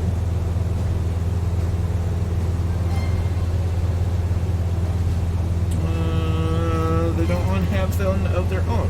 That's fine. So yeah, so we've just see by 3 something or other. We're not quite a beam off Q&E, but we're not that far from it.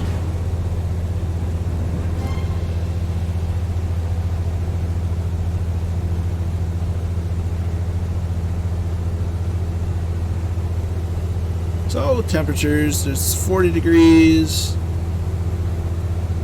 Let's see, does that have a METAR? So METAR. Easy I. No METAR available. Awesome. That's just great. We'll double check the METAR for DVN. METAR KDVN. And by all means, feel free to use the command exclamation point METAR space and then the identifier for an airport in the chat to get a local METAR.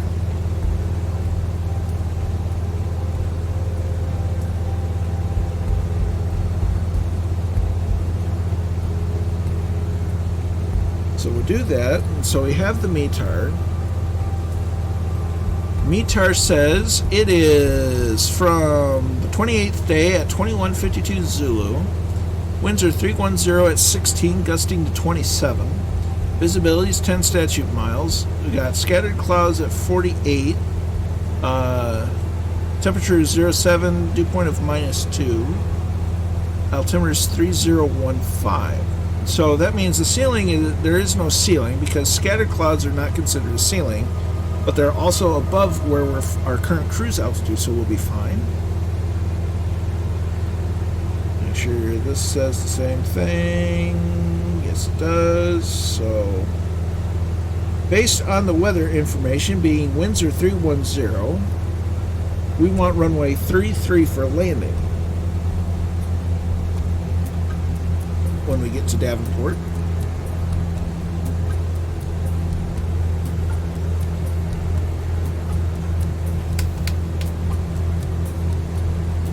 And considering, well, let me look. So we won't be hitting necessarily the VOR or the Davenport VOR since we're landing from the south. We're going to once we hit the river, we're going to start turning in to approach runway 33. So someone's going to be landing on runway 33 in the Cree. That's just cray-cray. I'll stop while I'm ahead.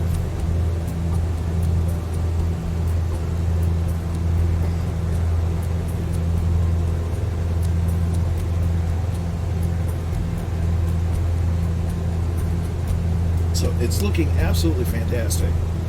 The flight's going oh so well. I'm very grateful for everyone coming along.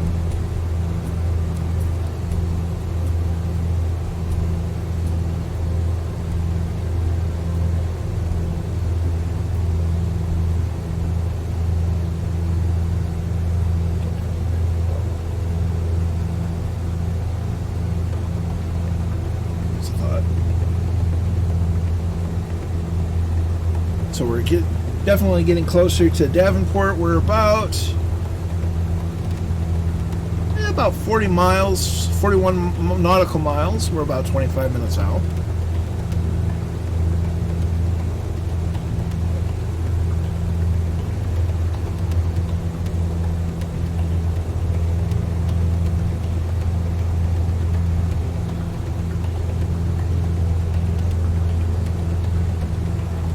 Things are looking smooth. No more autopilot trying to kill us.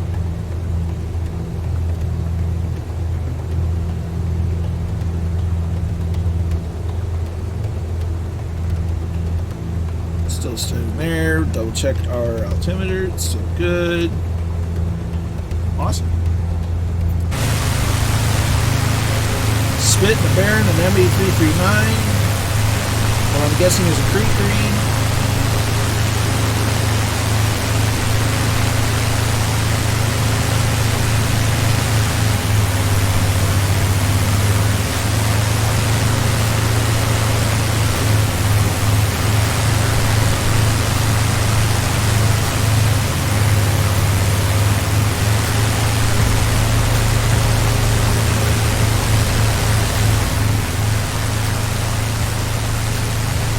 Look at that. So we're about to beam with Easy Eye, which is where we say goodbye to 99 Owl. We're very grateful for coming along on the flight.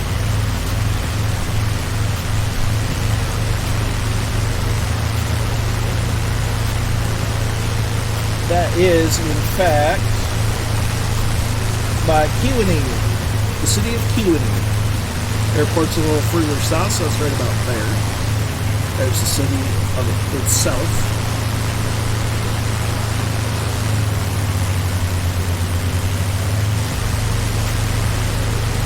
Riding that beam.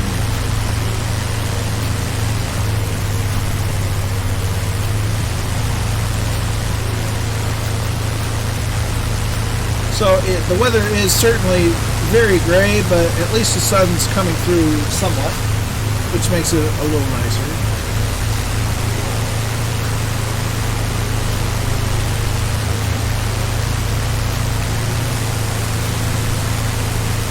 It's a nice livery on that Baron.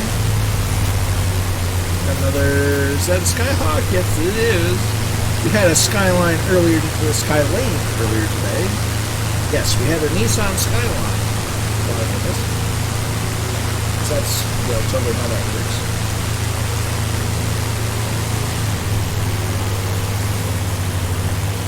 It's definitely flatland. Let's not, I won't try to kid us. It's definitely not the most visually interesting in the realm of terrain. And down, thank you for another lovely flight. Good night and good week ahead to all of you. And to you as well, 99 Owl. We say 99 to 99 Owl. You stay well. We'll catch you on the Discords, and we'll see you in the next stream. You stay well.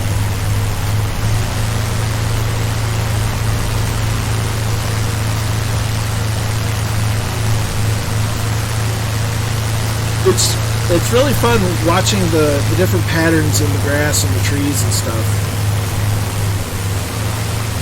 There's another Skyhawk.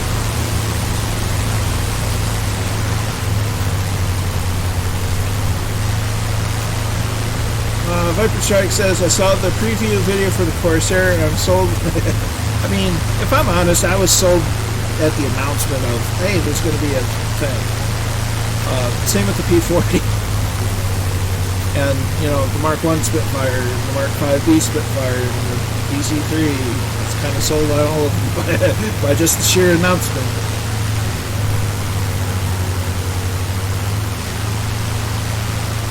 If you love farms, that's fantastic. This is the place. This is like the bread belt of America.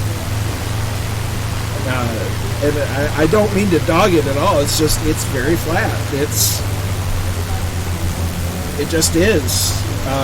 Not to discount the importance of the area, for sure, but it's probably much more interesting on the ground than it is from the air. But without fail, the further we go, the more interesting the terrain and the world of the Iowa will get. And the further we go, the more we have to pay attention to our altitude, not only in the air, but also above the ground. Because as we go west, the terrain slowly creeps up. Especially when you start getting into near the Dakotas, and then it just kind of goes up after that. Hallrock, I'm 46 nautical miles from Davenport, southwest. Well, if you're southwest of Davenport, you're at the opposite angle than we're coming. We're coming from the southeast. So I was talking with Jerry Whitaker last night about waypoints and how they can come up with some funny names. There's a waypoint named Chump. I'm not even kidding you. It's funny. The weather is getting worse. Well, I mean, yes? No? I don't know. The live weather stopped working for me.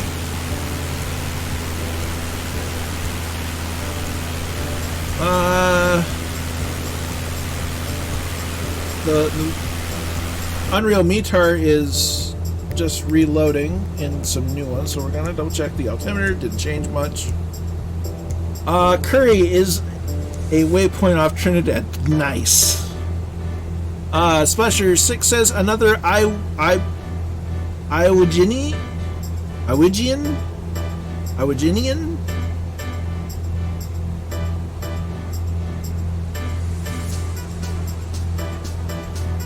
Person from Iowa. I'll go with that. Then again, to be fair, for people not in the know, it could be hard to say Michigander. The next one is Shark. Nice. What if a shark had curry? Can you imagine?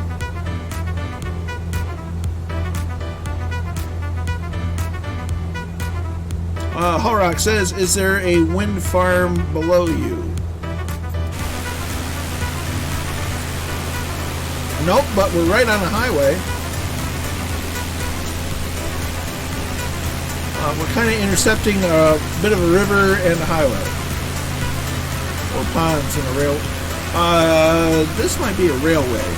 This might be a rail line with an interstate.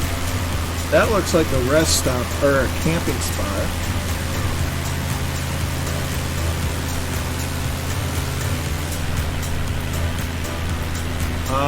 Let's see, what's the name of that city? Atkinson. We're over Atkinson. We're almost due west of Quad City. Kozaki, yeah, probably would.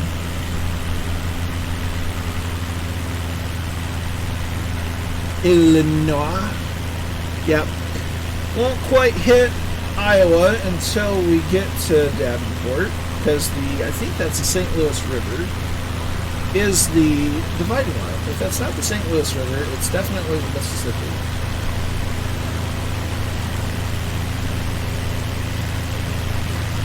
Right by Moline, Illinois, and Rock Island. All I can see is windmills. There's a lot of them in this area. But it's a good spot for wind farms.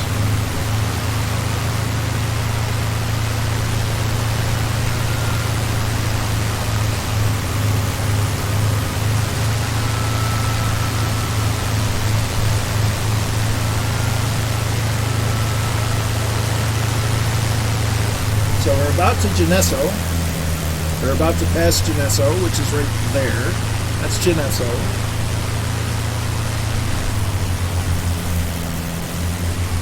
Well, Hallrock, feel free to join the Discord. You'll get updated to when I go live. You'll get information on what the flight plan is. And that way you're always up to date on what we're going to be flying. And you can join us. Also, I believe you're already following on Twitch, so you'll get live notifications there. I try to post my flight plans roughly the night before, the evening before I go flying. So you're more than welcome to pop on. Many thanks for the follow. I also try to keep news updated as far as sim news, sim updates, sim add-ons, different liveries, and that sort of thing on the Discord. And if you've enjoyed this flight, be sure to check out Two-Tone Murphy, who is a very chill and excited and very awesome Irish dude who is an amazing flight sim.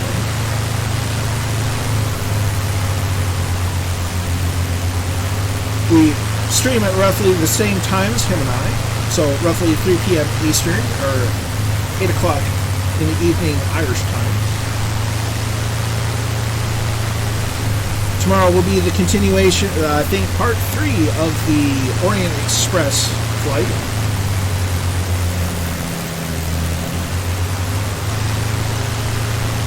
I think we ended in Munich last week. So we'll be taking off in Munich and heading on from there.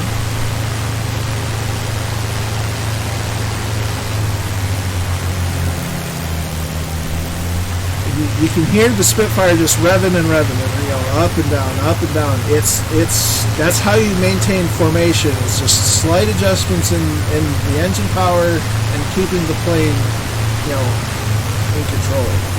It's a challenging thing to do. As the MB339 appears to be getting accosted by the other Spitfire. Could just be the angle.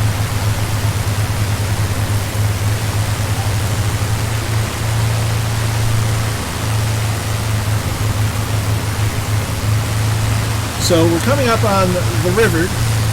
So this river, we're going to end up turning to the left. So this river is the next river. Different river. Never mind. Don't listen to it.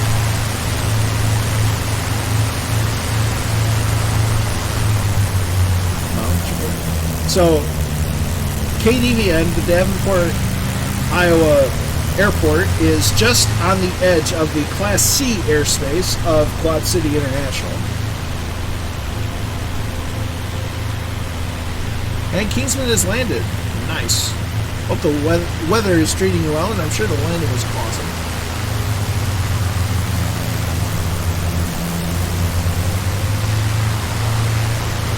That's Geneso.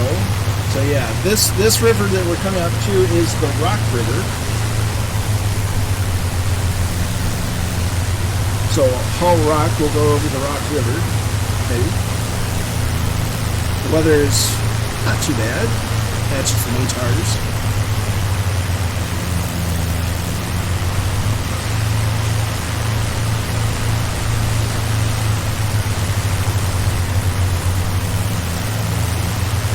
So that's the main river over here. So that means Davenport is right about in this area. Ish. Found the river to see if I can do. Roger that. We're just going to be passing over. I've got somebody off in this direction, so a bit northwest. Found the river from Davenport. Roger. So we're just about. I got another light right over here. So this is the main river. We've got Quad City over here. There's the Quad City Airport. That makes this Davenport.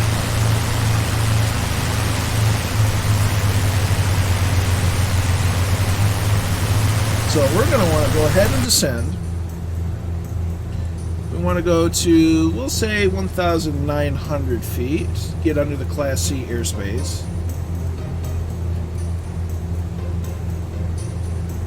And we'll go 500 feet a minute. Bring going to reduce power to about 2200.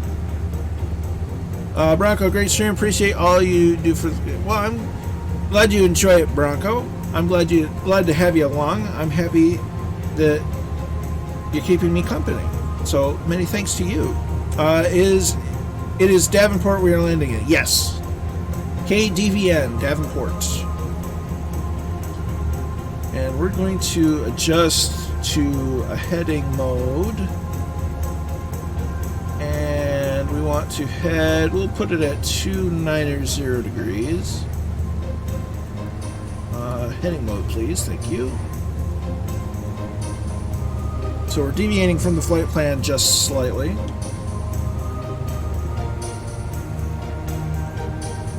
I have light edge. So we zoom out. Oh gosh, that's probably going to put the airport out yonder. So we're going to adjust to 280.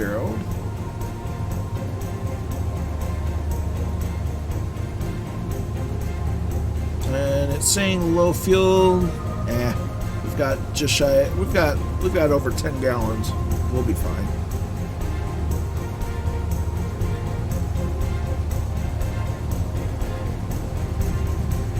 So we want to make sure that we're underneath the Class C airspace, which the bottom part of the outer ring of the Class C airspace for Quad City International is 2,000 feet. So we want to be at 1,900 or 1,999 feet or less to get under their airspace and avoid talking to them.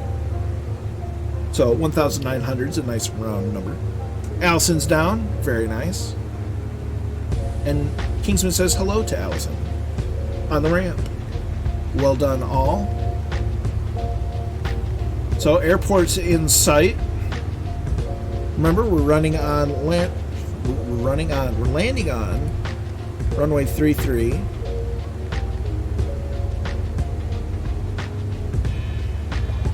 Which seems to be the primary runway anyhow. So awesome.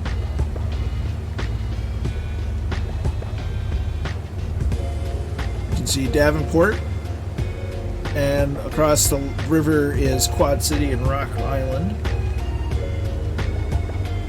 There's a couple of big interchanges for the interstates.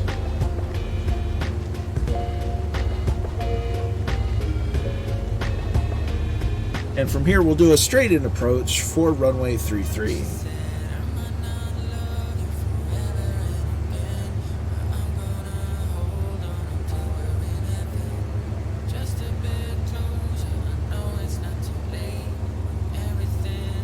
So as long as we stay where we are, we're going to get underneath their airspace fairly soon.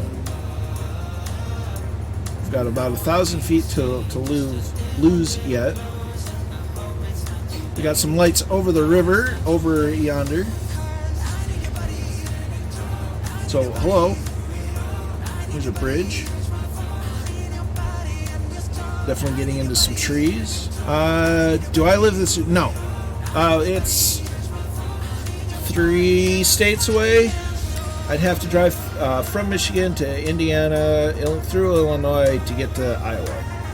So, 3 other states. It's probably a day's drive. Easily a day's drive.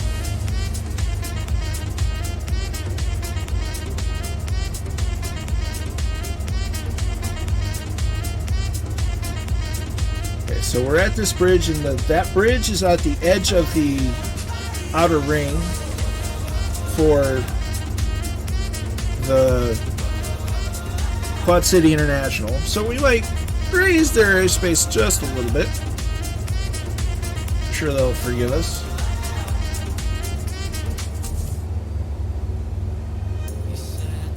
Horak, I'm at the bridge now and I don't see you. So not far then. Yeah, I'm not sure, Horak. Double check you're on the East USA server. Failing that, go into your general settings under data and cycle the multiplayer on and off.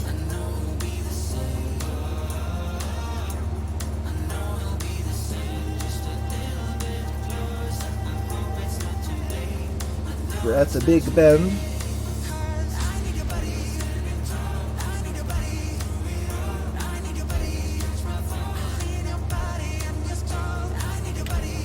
So we've got traffic there. Airfield's out this way yet.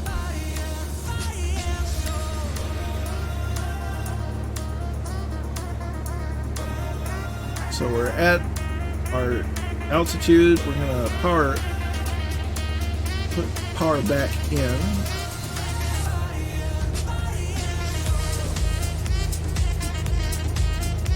Go to about 2400 RPM.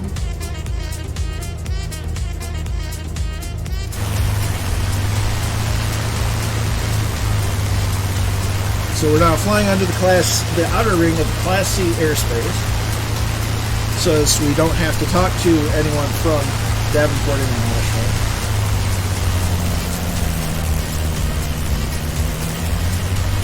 Some nice subdivisions down here.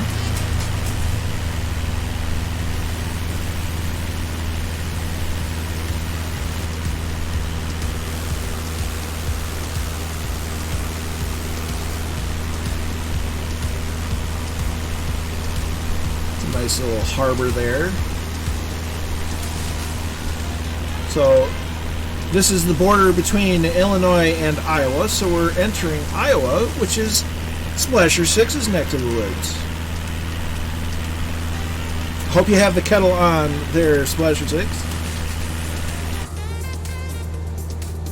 because we're coming soon.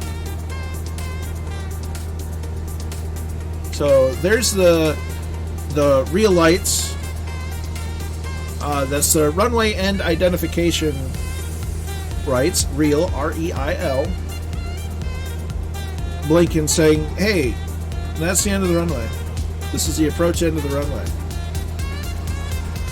Aim here." We got a friend there. We got a friend there. We got a friend up there. We got a friend out there.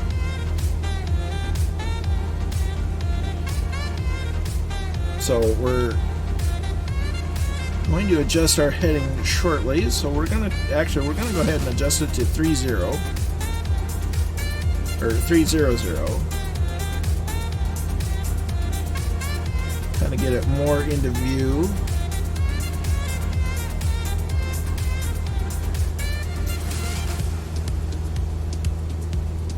We're gonna go flight plan.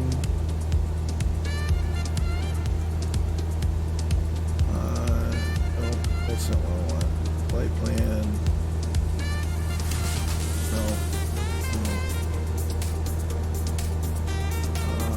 Menu. Enter.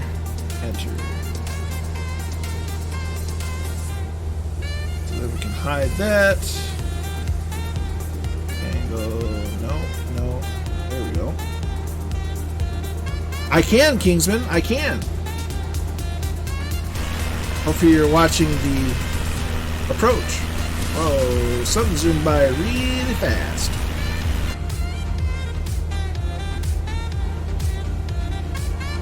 So there we go. We actually want to go back to 290.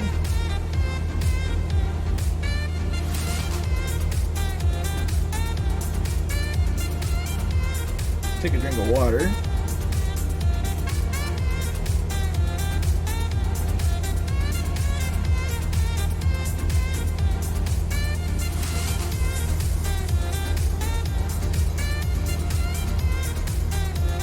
So we have the runway in sight.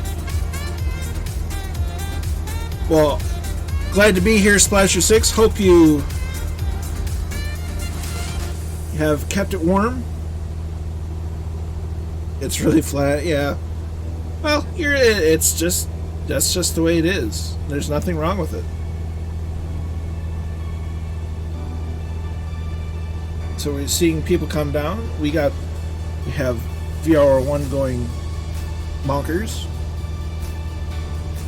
It does look like a nice place, Splasher.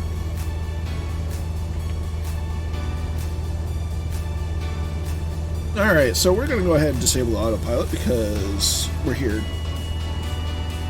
So, mixture goes to rich. Power starts coming back. Aim for about 1600 RPM. Kind of keeping the nose up by trim. Ooh, she bouncy. Kettle is on the boil. Kingsman would like a cup of English tea with milk. Officers fly over land. So we're continuing to reduce power. Turning into the runway. There we go. So get the nose up. We're high on the glide slope.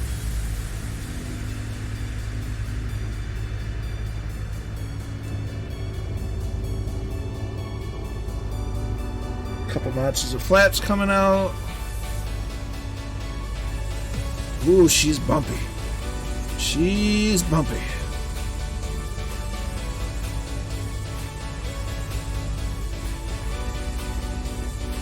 Okay, so we're still a little high in glide slope, so we're going to keep the engine power low.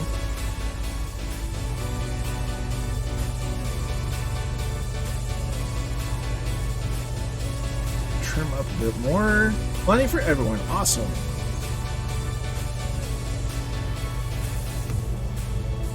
This is a beautiful airport. Just gonna say. Looks like it's well kept. Man, she's bumpy. This is not a great day to fly. Alright, so we're still high on the glide slope, but not much I can do about it right now. I think we're still okay. And I think with the wind, I'm not going to put down the next notch of flaps. So now we're on the glide slope, so we'll add a little bit more power in to maintain it. Nice. So we're low, but there's the numbers. Ooh, look at that windsock. Ooh. And, oh, there we go. How about that? Woo! That was... that was a landing. Holy cats. Alright, less than 40. Manual braking coming in, keeping the yoke back. Flaps are coming up. Alright, power coming in to maintain taxi speed. Past this hold short, landing light and strobes are coming off. Oof. We're getting blown around even on the taxiway. You have a good night, Viper Strike. Glad to have you along. So we're going to just kind of park it right about here. So parking brake comes on. We hit this button. We hit this button. This button. Traffic, name tags, apply, go back, resume, hide me, go to camera settings. Go to camera settings, please, thank you. Speed up, and we're going to go. There's Frozen inbound with Steve Solo coming in.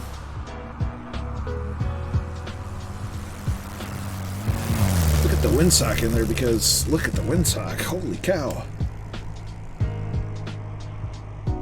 Alright. Kingsman with the butter. USAPR1 with the butter. Nice. Thank you. Thank you. Splasher with the butter, many thanks. That was talk about landings that make you think. Yeah, not wrong. Oh, nice. Island winds. Looking for you.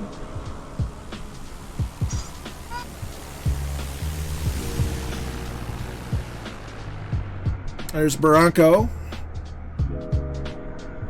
This is a nice little airport.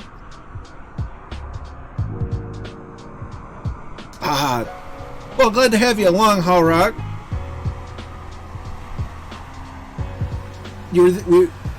We'll definitely coordinate better. Hop on the Discord and you'll see our flight plans. Bronco's in. Draco RPG is in with the MB339 waggling. There's Smurf in the SR22. Lotus Geek with the Spitfire. There's Dangerous Brian in the DA62. Nicely done. Kozaki is on the left downwood. Nice. It was my issue. Can't wait. You're fine. Don't worry about it. Hey, we look forward to seeing you in the next one. For sure. We'll definitely get you in. D-Money's down Stoken Brown. There's Kingsman. Test Pilot 72 is in with the Baron. Nice.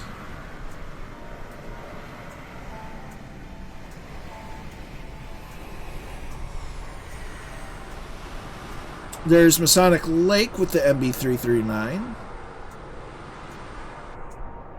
I see Island Winds win the King Air. Nice.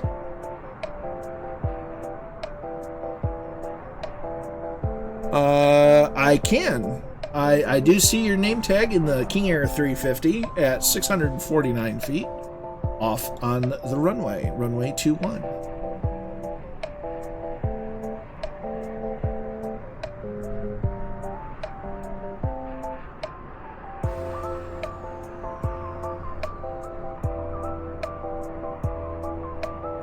So those real lights are flashing.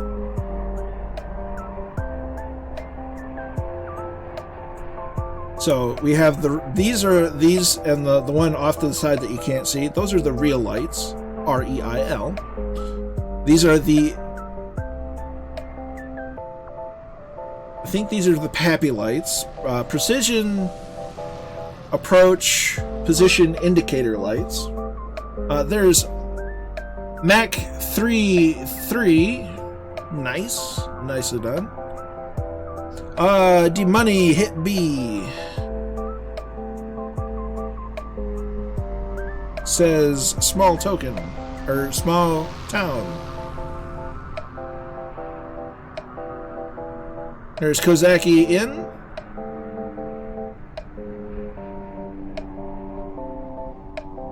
In the arrow.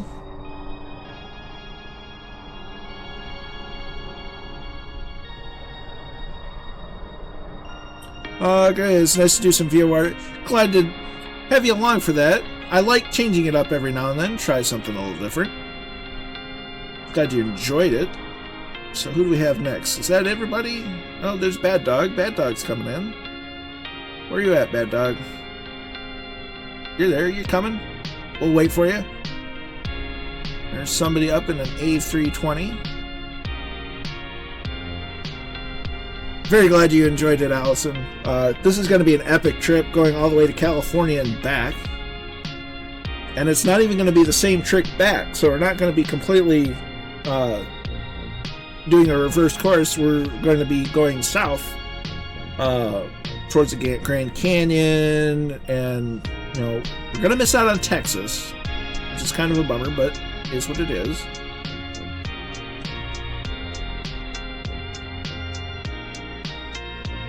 We got Bad Dog. Well, I thank you, Dangerous Brian. You had a great landing yourself. Glad you enjoyed the trip.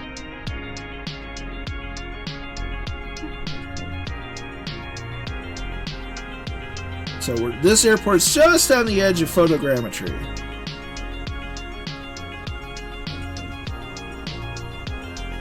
Glad you enjoyed it, Kingsman. Always great to have you along. So here on Twitch, we're going to be doing a bit of a raid.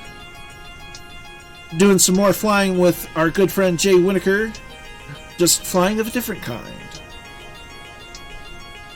So hope you stay tuned for that. Should be exciting. I can close out Sky Vector. I can close that out too. Glad you enjoyed it, Trial. How you doing, man? Hope you're well. What?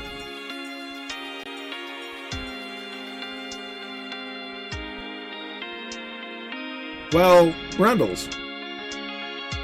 Right at the end there. Happy to help out there, Hall Rock, as much as I can. So with that, hope you enjoyed the flight. glad to have everyone along, for the new follows, for the new chatters, for everything. You have my sincerest of gratitude. Stay tuned. We are going to be doing a raid. All the new follows, the subscriptions, as Mac Quad 3 is now following. Many thanks, dude. I'm very humbled by the continued generosity that you've all shown, whether it's by following, chatting, or even viewing, or flying along. It's been great, and I look forward to continuing to do this over the course of the next foreseeable future. So, with that, be good to each other, stay safe out there, we'll catch you next time. Stay tuned for the raid.